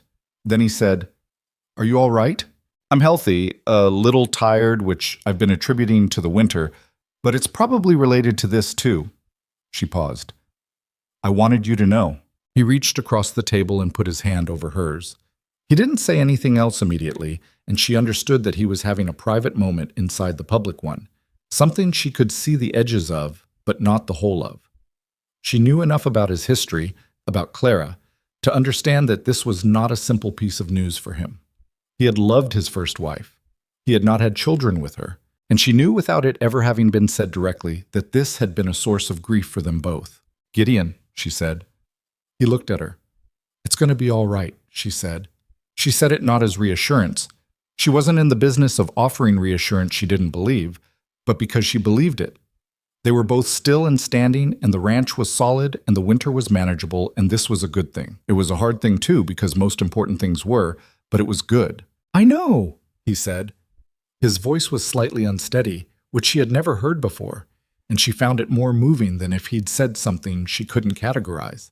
He kept his hand over hers for a while, and the snow came down outside, and the kitchen was warm, and neither of them spoke much more that morning, and it was enough. Their daughter was born in September, 7 months later, during a week when the late summer heat had finally broken and the evenings were beginning to have that first hint of fall in them.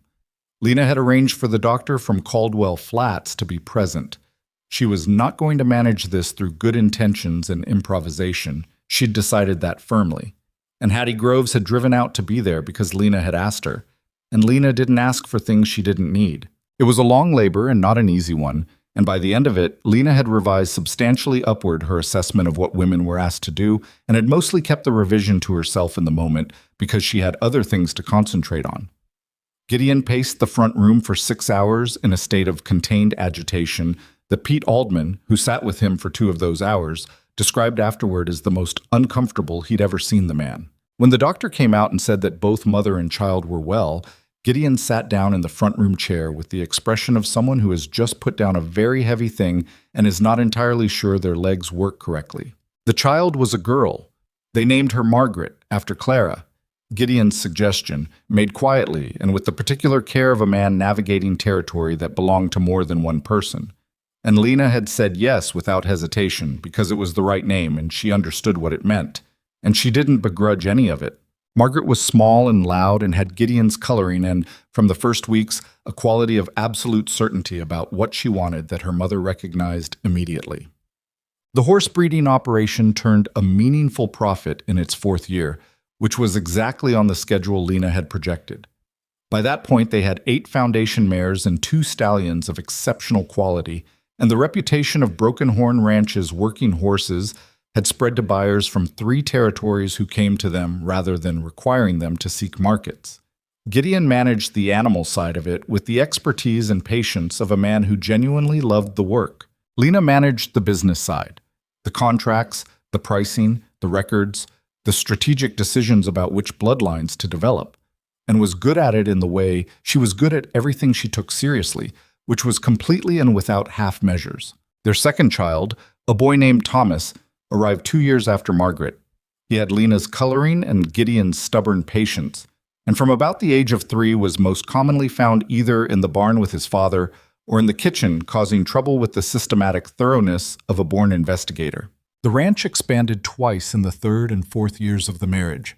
The northern grazing lease that had been the subject of that first real argument, and then a purchase of 60 acres to the southeast that came available when the previous owner's operation failed, and which Lena had identified as strategically important 4 months before it came on the market and had set aside funds for accordingly. Gideon had raised an eyebrow when she showed him the reserved funds. "You planned for this," he said. "I thought it was likely," she said. "The Connolly operation had 3 bad seasons in a row, and Connolly isn't the kind of man who can absorb that kind of loss without selling something. You knew that. I watched things." She set the ledger on the table. "The price is going to be reasonable if we move this week. If we wait and someone else comes in, it goes to auction and we pay more." They moved that week. The addition of the 60 southeastern acres gave them access to a water source they'd been managing around for years, and that single practical benefit, better, more reliable water for both cattle and horses, improved the productivity of existing operations enough to justify the purchase inside of 18 months. Lena did not say "I told you so" because she didn't operate that way, but she thought it, and Gideon knew she thought it, and the knowing seemed to please him rather than chafe. The Renfrew boundary dispute was resolved, definitively, finally, in a manner that left no room for future iterations. In the 3rd year of the marriage, and it was resolved by Lena. It had become active again in the spring of that year when Renfrew's cattle had drifted through a weak section of fence, and Renfrew had claimed in a letter to Gideon that the weak section was on the Mercer side of the actual boundary and that the recorded survey was in error. Gideon had read the letter and handed it to Lena with an expression that said more than he bothered to put into words. She read it twice and then put it down. "He's claiming the survey is wrong," she said. "He's claimed it before. He's never put it in writing before." She picked up the letter again. "That's interesting." "Why interesting?" "Because a written claim that the survey is wrong is something a court can assess. Up until now, it's been a verbal dispute that he could walk back whenever it got uncomfortable." She set the letter down. "He either has new evidence or he's made a mistake." She spent a week at the county record office in Caldwell Flats, going through every document related to the original 1879 survey, which was a week of genuine tedium that she completed with thoroughness regardless, because thoroughness was how she approached things that mattered, and this mattered. What she found, in the 3rd day of the search, was not an error in the survey. Renfrew's claim on that point was without foundation, as she'd expected, but something more useful. A notation in the original surveyor's field notes, filed separately from the main survey document, that specifically addressed the eastern boundary in terms that made the existing line's position unambiguous, and that Renfrew's letter had implicitly misrepresented. She brought the notation to the county judge's office and filed a formal request for a declaratory ruling on the boundary question, submitting the surveyor's field notes as evidence. Gideon had said, when she told him what she was doing, "You're taking this to the court?" "He put the claim in writing," she said. "If we don't respond formally, the letter sits in the record without a counterposition. A declaratory ruling means the question is settled permanently." "Renfrew won't like it." "Renfrew can manage his own feelings about it." She had the field notes in her hand. "The evidence is clear. We'll win." They did. The judge issued the ruling in 6 weeks, and the ruling was absolute, and Holt Renfrew did not raise the eastern boundary question again. Gideon came home from the county seat on the day the ruling was issued and found her in the kitchen with the accounts, and he set his hat on the hook and washed his hands and sat down at the table and said, "It's done. I know. I had a message from Beaumont this morning." Renfrew looked like he'd swallowed something bad. She looked up from the accounts. "Did he say anything to you?" "Not much. Something about persistence running in the Mercer family." A pause. "I told him the persistence was my wife's, not mine." She looked at him. "It's accurate," he said. "It is," she agreed, and went back to the accounts. The 5th year of the marriage was the hardest, not because of anything that could be pointed to directly, no single catastrophe, no one event that broke the structure of things, but because it was a year of accumulated strain that arrived from multiple directions simultaneously and didn't leave much room to breathe between them. There was a dry summer that cut the grazing capacity of the North Pasture by nearly a third and required emergency procurement of feed at prices that hurt. There was a sickness that moved through the cattle herd in August, not fatal in large numbers, but requiring quarantine and veterinary attention that cost money and time in quantity. There was a falling out with one of their best hands, a man named Aldero, who'd been at the ranch for 2 seasons and was excellent, and who left abruptly in September over a wage dispute that Gideon handled badly and that Lena was not able to repair after the fact no matter how fairly she tried. And there was the simple, relentless fact of 2 young children and a large operation and not enough hours in the day, which in a good year was manageable and in a strained year became something that wore on both of them in ways they didn't always handle graciously. She snapped at him once in November over something that wasn't really the thing she was angry about, and he went quiet and cold in the way that was worse than if he'd snapped back. And they spent 2 days navigating around each other with a careful courtesy that felt like a punishment, and she hated it. On the 3rd day, she went to find him in the barn. He was working on a harness that needed mending, sitting on a stool with his hands doing something automatic and useful while his mind was clearly somewhere else. "I wasn't actually angry about the procurement decision," she said from the doorway. He looked up. "I was tired, and I took it out on the nearest available target." She came into the barn. "That wasn't fair." He set down the harness. He looked at her for a moment. "I went cold instead of talking," he said. "That's my version of the same problem." She sat down on the stool across from him. "We're both tired." "Yes." "The year's been a lot." "Yes." She put her hands between her knees and looked at the barn floor, which was well kept in the broken horn way. Everything in its place, nothing wasted. "I don't want us to be the kind of people who let a hard year make us smaller with each other," she said. He was quiet for a moment. "Neither do I." "Then we need to say things instead of managing them," she said, "which I know is harder for you than it is for me, and I know it's not that easy for me either, but we need to do it anyway." He picked up the harness again, not to work on it, but just to have something in his hands, which she'd noticed was a habit of his when he was thinking about something important. "I'm not good at it," he said. "The saying things." "I know. You're getting better." He looked at her. "Am I?" "You are," she said. "I wouldn't say it if it wasn't true." He held the harness and looked at it. "I've been worried about the reserve," he said, "after the summer. I don't show it because there's no productive purpose in showing it, but I'm worried." "I'm worried too," she said. "I've been running the numbers every 3 days. If the winter is normal, we come through it in reasonable shape. If it's severe, it's going to be tight." "I know, but we'll manage it," she said. "We've managed everything else." "Yes." He set the harness down. "Lena," she waited. "I don't say it enough," he said. "What you do here. What you've done." He wasn't looking at the barn floor or the harness or anywhere except directly at her. "The ranch is better for you. I'm better for you. I knew that the first year, and I still know it, and I should say it more than I do." She felt something in her chest that was not simple and did not try to manage it. "Thank you," she said, for being what you said you would be. When you asked me, you said you'd do right by me. I've tried." "You have." She paused. "So have I." "I know," he said. "I know you have." They sat in the barn in the cold November afternoon, 2 people who were not perfect and who knew it, and who were, in spite of that, and sometimes because of it, exactly what the other needed. And outside the first flakes of early winter were beginning to come down, small and tentative, the sky making up its mind. "Come inside," she said. "It's getting cold." He stood and hung the harness where it belonged, and they walked back to the house together, and Margaret met them at the door because Margaret always met people at the door, already fully herself at 4 years old in the way some children were. And Gideon picked her up, and she grabbed his collar and said something emphatic in the abbreviated language of a child who had not yet entirely sorted out which word she needed.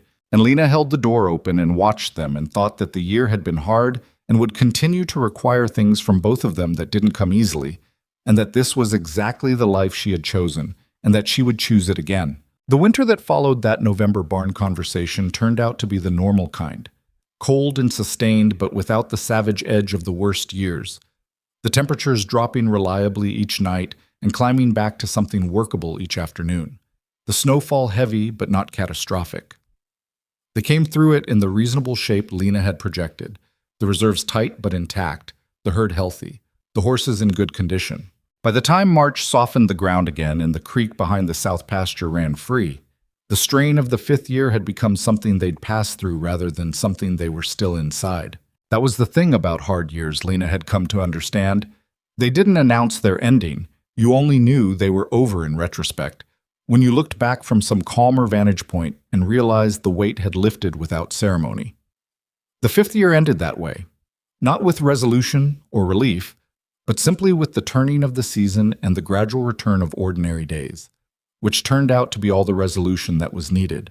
Margaret turned 5 that September and began expressing opinions about the horse operation with a specificity that surprised everyone except Lena, who had been watching the development with the private recognition of a woman seeing her own tendencies reflected in a child who had also inherited her father's patience and her father's eye.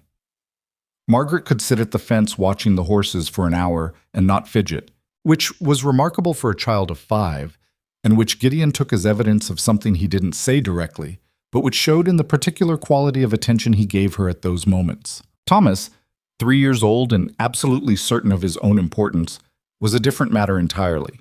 He approached the world with an investigative thoroughness that had already resulted in 2 broken eggs, 1 flooded pantry shelf, and a comprehensive understanding of where everything on the ranch was kept and why.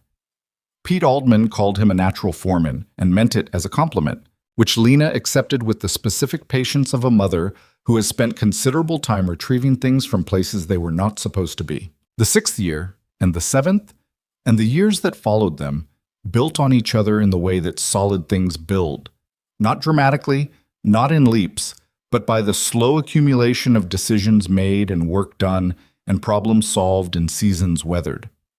The horse breeding operation became, by the 8th year, the most recognized source of quality working stock in 3 territories. Buyers came to Broken Horn rather than Gideon going to them, which was the direction he'd always wanted the business to run. And Lena managed the contracts and the pricing with the same precise attention she'd brought to the household accounts in her first week, and had never stopped bringing to everything she touched.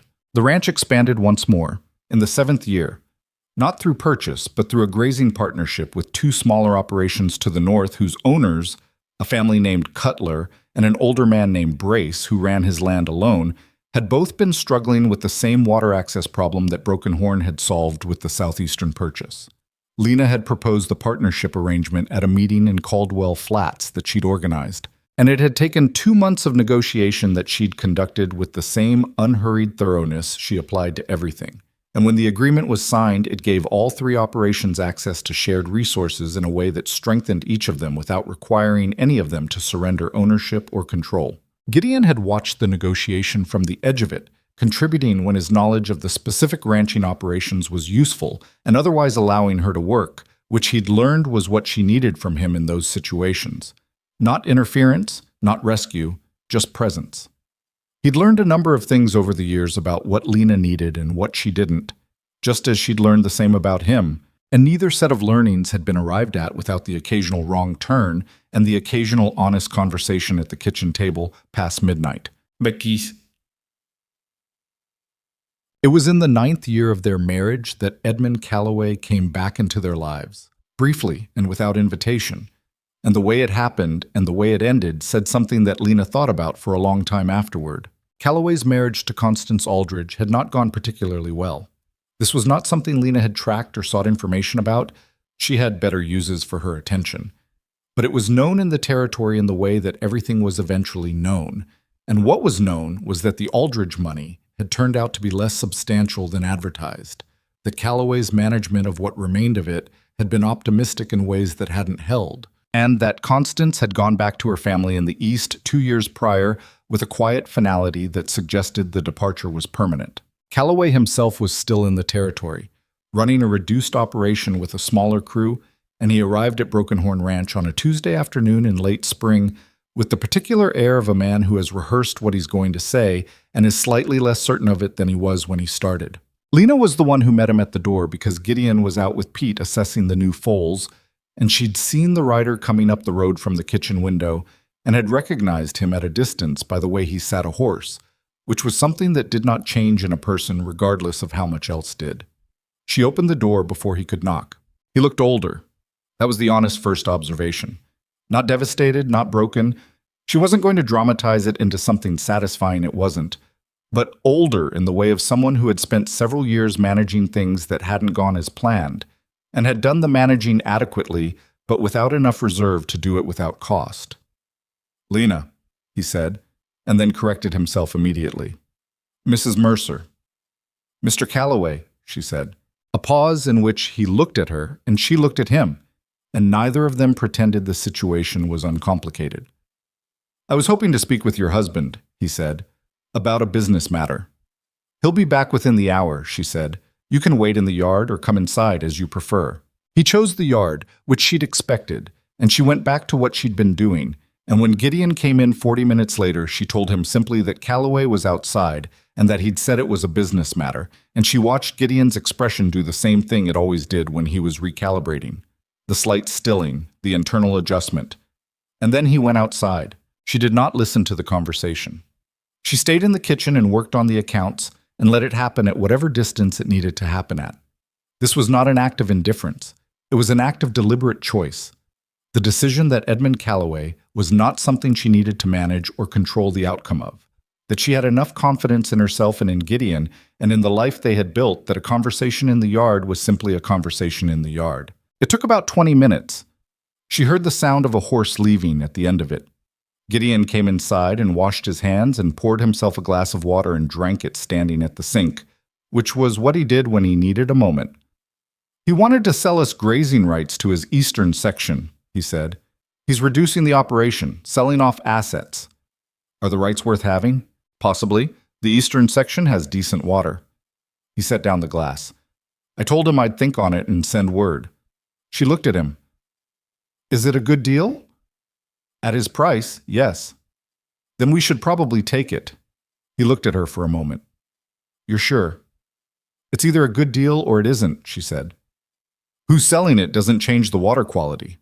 He was quiet for a moment. "He asked after you." She looked at the accounts. "What did you say?" "That you were well." "That's accurate," she said. He sat down at the table. He looked at her with the particular honest attention she'd had from him for 9 years, the kind that didn't prettify things. "Are you all right?" he said. Same question as always, same meaning as always. "Yes," she said, and meant it as specifically as she always had. "I'm genuinely all right. The account I have with Edmund Callaway closed a long time ago. I don't feel," she paused, looked for the right word, "anything in particular. He's a man who made choices and is living with them. So am I." "The choices being somewhat different in quality," Gideon said. "Somewhat," she agreed. They bought the grazing rights. The water quality was, as Gideon had assessed, decent, and the access improved the rotation schedule for the summer herds in a way that had measurable benefit by the end of the season. She filed the transaction in the accounts with the same notation she used for everything else: date, amount, terms, practical outcome, and did not think much more about it, because there was no reason to, and she had learned, more completely over the years than she'd managed before, that the things you stopped giving energy to eventually stopped requiring it. Hattie Groves came to dinner on a Saturday evening in the fall of the 10th year, which was a regular enough occurrence by then that it required no special organization. She was one of the constants of Lena's life in Caldwell Flats, not its center because Lena's center was here, on the ranch, in the house and the work and the family, but reliable in the way of someone who had been fair from the beginning and had stayed that way without revision. Walt Groves had died 2 years prior, quietly and without suffering, and Hattie had kept the store running with the assistance of her nephew, which was what she'd decided and which was, as most of Hattie's decisions were, entirely sound. She was smaller than she'd been, but no less sharp, and she ate dinner with Lena and Gideon and the children and argued with Margaret about whether draft horses or saddle horses were superior in general utility, a debate Margaret was not going to concede, regardless of how many decades of experience she was arguing against. After the children were in bed, the three of them sat at the kitchen table with coffee, and it was Hattie who said, in the direct way she had, "You know that people talk about you differently now." Lena looked at her. "People in town. People everywhere." Hattie wrapped her hands around her coffee cup. "What I mean is, when your name comes up, and it does, it's not what it was. What people say about Broken Horn Ranch now, and what they say about the Mercers is, well, it's not what anyone would have predicted 10 years ago." "What do they say?" Gideon asked. He said it with a neutrality that Lena recognized as genuine. He cared what she thought and what Hattie thought and what Pete Aldman thought, and the town's opinion was a distant fourth and had been since approximately the month after their wedding. "They say you're the best-run outfit in 3 territories," Hattie said. "They say if you want to know how to manage a large operation without it eating you alive, you watch what the Mercers do." She looked at Lena. "They say Lena Mercer has a head for figures and a spine for hard decisions that most men would envy." "They say that," Lena said. "Some of them," Hattie said. "Not all. There are still people who have a version of the old story in their heads and won't let go of it because letting go would mean admitting they had it wrong." She shrugged. "But most people who matter have gotten to the truth of it on their own." Lena thought about Dorothea Prentice, who had been unfailingly polite to her for the past 4 years, which was not warmth, but was the closest thing to a revised opinion that someone of Dorothea's particular character was capable of producing. She thought about Cy Dobbins, who had left the ranch 3 years ago to start his own small operation to the west, and who sent them a Christmas letter every year, and who had, in last year's letter, written a paragraph about what he'd learned working at Broken Horn that Lena had read twice because it was more honest than she'd expected from him and had moved her in a way she hadn't anticipated. She thought about Pete Aldman, who was still here, still the foreman, still the most reliable person on the property, who had once told her, unprompted, which was unusual for Pete, that the ranch had been a different place before she came, and that the different was better, and that he thought she ought to know that. "Does it matter?" Gideon said. He was looking at Hattie, but the question was open. Hattie considered it. "It matters that it's true," she said. "Whether it matters what people think of it, that's a different question." "It used to matter more to me than it does now," Lena said. She said it carefully, because it was a complicated truth, and she didn't want to make it sound simpler than it was. Not the opinion itself, but the way the wrong opinion could take things from you. Closed doors. "I know what it cost, practically, to be the person the town had decided I was. The jobs I couldn't get, the rooms I couldn't walk into without the story coming with me." She paused. "What I've learned, I think, is that opinion is only as powerful as you are fragile. And I'm," she looked for the word, "considerably less fragile than I was." Hattie looked at her with the expression of a woman hearing something she'd hoped to hear and had waited a while for. "No," she said. "You are not." Margaret was 15 when she told her parents, with the specific calm certainty of a person who has thought something through thoroughly before saying it, that she intended to run the horse breeding operation when she was grown. Not help run it, run it. She made this announcement at dinner, between the soup and the main course, with the slight formality of someone who has rehearsed the delivery, and Gideon looked at her for a long moment, and then looked at Lena, and Lena looked back at him, and then they both looked at Margaret. "You've been thinking about this," Lena said. "For 2 years," Margaret said. "I wanted to make sure I was thinking about it because it was what I wanted, and not because it was what was available." Lena felt something that was pride and something else alongside it, something harder to name. The particular feeling of recognizing yourself in another person while simultaneously recognizing that they were entirely their own person and always had been. "Have you talked to the hands about the operation?" Gideon said. "Specifically about the sourcing side, the bloodline management, I've been talking to everyone who'll stand still long enough, Margaret said, with a patience that suggested she'd expected this question and had prepared for it. I've been reading the breeding records since I was 12. I know the lines we carry and why and where the weaknesses are. Where are the weaknesses? Gideon asked. She told him. It took several minutes and was specific and largely accurate, and by the end of it, Gideon was looking at his daughter with an expression Lena had seen him use when he encountered something genuinely good that he hadn't expected. And Lena was looking at her coffee and letting the moment be what it was. You'll need to learn the business side, Lena said, not just the animals, the contracts, the market assessment, the financial planning. I know, Margaret said. I was hoping you'd teach me. Lena looked at her. I'll teach you everything I know, she said, on the condition that you tell me when you disagree with me. I don't want a student. I want someone who'll argue with me when they have a better idea. Margaret looked at her mother with the specific expression of a child who has gotten exactly the answer they hoped for and is not going to ruin it by looking too pleased. I can do that, she said. Thomas, who had been eating through this entire conversation with the focused efficiency of a 12-year-old boy for whom dinner was primarily fuel, said, without looking up, Does this mean I get the cattle side? Gideon said, We'll talk about it. Thomas appeared to consider this a reasonable answer and went back to his dinner. And Lena looked around the table at the four of them in the lamplight of the kitchen where she had been cooking meals since October of her 28th year, and the feeling in her chest was not simple and was not entirely comfortable, and was, she knew, exactly what it should be. The feeling of a life that was genuinely, imperfectly, fully hers.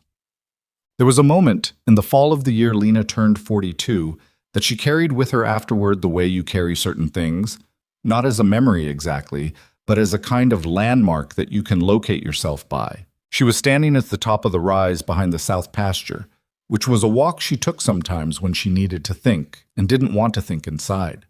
The fall had turned the grass that particular dry gold it went in October, and the sky was doing something spectacular that she'd stopped being surprised by over the years but hadn't stopped noticing, the light coming sideways and making everything it touched look more essential than ordinary. Below her she could see the main barn, the bunkhouse, the house with its smoke rising from two chimneys, the corrals with the horses moving in them.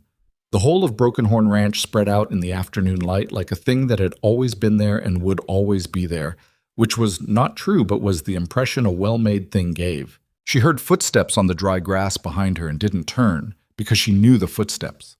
Gideon stood beside her and looked at the same view. He'd come from the barn.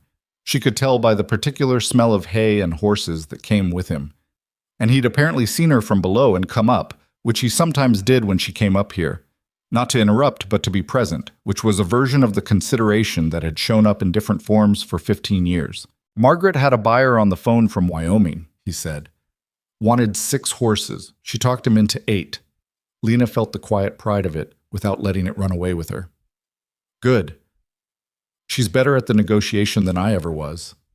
She's better at it than I am, Lena said. She knows when to stop talking. I always want to fill the silence. I know, he said, with the brief thing that was close to a smile. They stood for a while in the particular companionable quiet that 15 years of genuine life together had built. Not the quiet of people who had nothing to say, but the quiet of people who had said enough to not need to fill every moment, who could simply stand on a hillside in October and look at what they'd made and let it be sufficient without commentary. Do you ever think about what it would have looked like, he said, if things had gone differently, before? She understood that before meant the room above the milliner's shop and the winter she'd spent doing mending and laundry and not understanding quite yet that she was going to survive it. Sometimes, she said, not with regret, more with curiosity, I suppose, about how a person gets to where they are.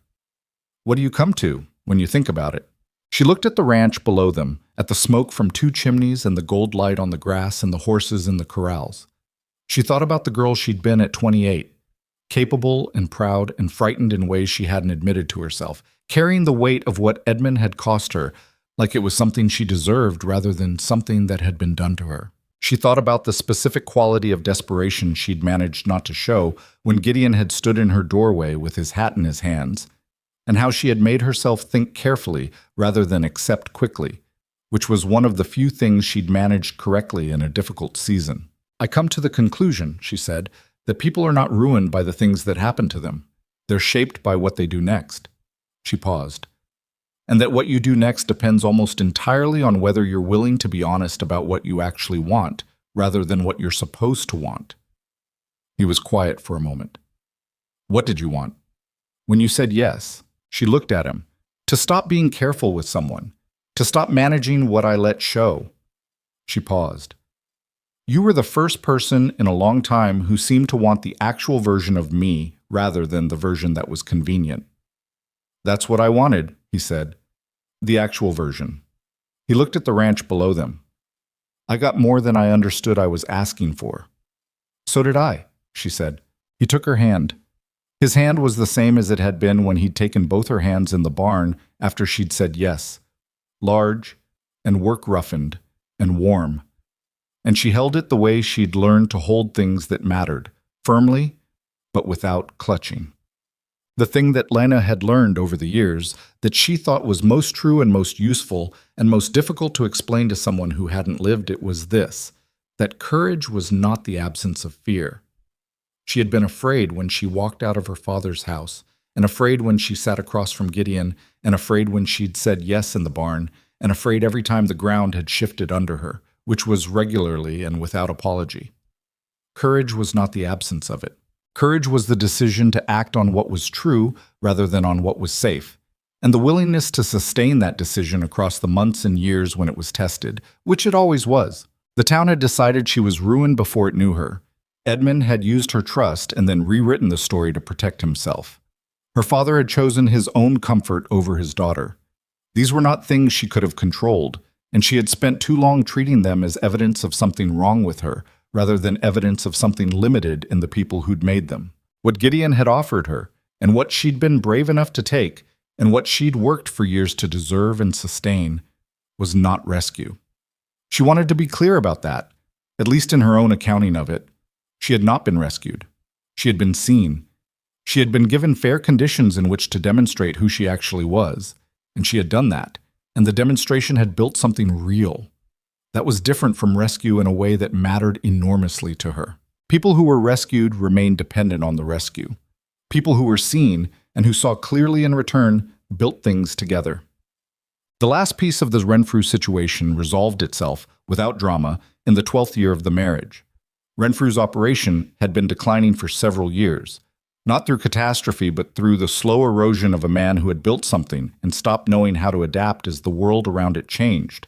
And when his son, a young man named Grant, who had his father's size and considerably more of his mother's intelligence, took over management of the property, one of the first things he did was ride out to Broken Horn Ranch and introduce himself. He was 23 and direct, and came without the chips his father had carried on his shoulders. And when Lena and Gideon sat across from him at the kitchen table, he said without any particular performance, "My father and yours had a long disagreement that I think neither of them handled particularly well. I'd like to start different, if that's agreeable." Gideon looked at Lena, and Lena looked at Grant Renfrew and said, "We can do that."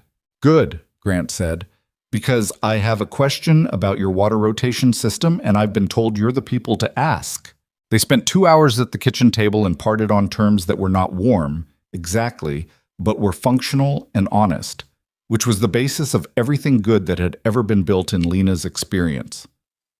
Grant Renfrew came back twice that season with operational questions, and once with a request for advice that he was careful to frame as a request and not an expectation, which she appreciated. And by the end of the year, the two ranches were on a neighboring terms that bore no resemblance to the 15 years of friction that had preceded it. She thought about what it took for a person to decide to start different. It was not an easy thing. It required setting down the weight of inherited grievance, which was comfortable in its way because familiar weight always was. Grant Renfrew had done it at 23, which suggested that either his mother had been a very sensible woman or he'd arrived at it on his own, and she thought either possibility spoke well of him. On the evening of their 15th anniversary, which was a June evening with the last light coming long and gold across the grass, they sat on the porch of the Broken Horn Ranch house. The porch Gideon had added in the 8th year because Lena had mentioned once that she thought a porch on the west side would catch the evening light well. And 3 months later, there it was, built without announcement. And Margaret was inside with Thomas doing something that involved occasional loud disagreement, and the horses were moving in the far corral, and the land stretched out to the west and the south as far as the eye went. 15 years, Gideon said. Yes. You've changed everything, he said. Not grandly, just factually, in the way he stated things that were true. She looked at the land. We changed things, she said. Some of it was already mine to change, he said. The things you changed were the things I couldn't have done alone. He paused. The house, the children, the way the place runs. He stopped again. He was not good at speeches and did not attempt to make one. Me, he said. You changed me. She looked at him. He was not the same man who had stood in the doorway of a room above a milliner's shop with his hat in his hands and his jaw set in the particular way of a man who has made a decision and means to stand by it. He was older, more lined, the gray coming in at his temples and through his beard, his hands more weathered than ever. He was also more, she thought for the word and found several and chose the most accurate, more open than he'd been. Not soft. Gideon Mercer had not become soft. But the particular managed containment he'd had when she'd met him had loosened enough over 15 years that the actual man showed through it, which was what she'd thought she was seeing glimpses of in those early months, and had turned out to be correct. You changed me too, she said. For the better? Considerably, she said. He made the sound that was his version of a laugh, short and genuine. And she looked at his profile against the evening sky and thought about what Hattie had said, about the story of who Lena Whitmore was and what had happened to her, and about how that story had changed as the years accumulated their evidence. She thought about the girl in the small bare room who had folded Edgar's letter and put it in a drawer and gotten up the next morning and started the day, not because she was fine, but because stopping was not an option she was willing to take. She had not been fine then. She was honest enough with herself to know that. She had been holding herself together through a winter that had stripped away almost everything: family, prospects, reputation, the future she'd thought she was building, by the specific stubbornness of someone who refuses, even in the worst conditions, to fully let go of what they believe they're worth. It had not been graceful. It had not been confident. It had been the kind of sheer, bloody-minded persistence that doesn't look like strength until later, when you can see it from the other side. That was the thing she would have wanted to tell that woman in the cold room, if she could have found a way back to her. Not that everything would be all right. She hadn't known that then, and you couldn't promise it regardless, but that the stubbornness was correct. That the refusal to believe the story the town had written about her was the right refusal. That being seen clearly by one honest person was worth more than being approved of by 100 careless ones. She would have wanted to tell her, keep the ledger, keep the books. Keep thinking. The life that's coming is going to require everything you have and some things you don't know you have yet, and you're going to be adequate to it. She hadn't known that. She'd only hoped it, badly and without much evidence, in a cold room in winter.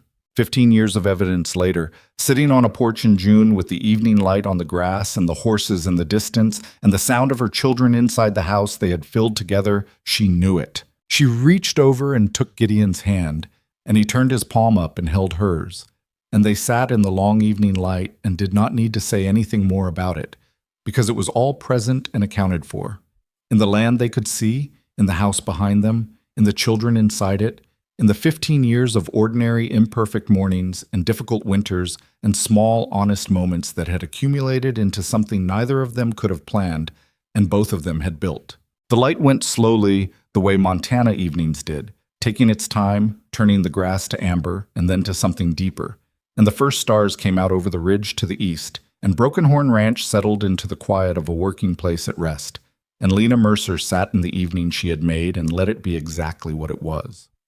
Which was enough, which was more than enough, which was everything.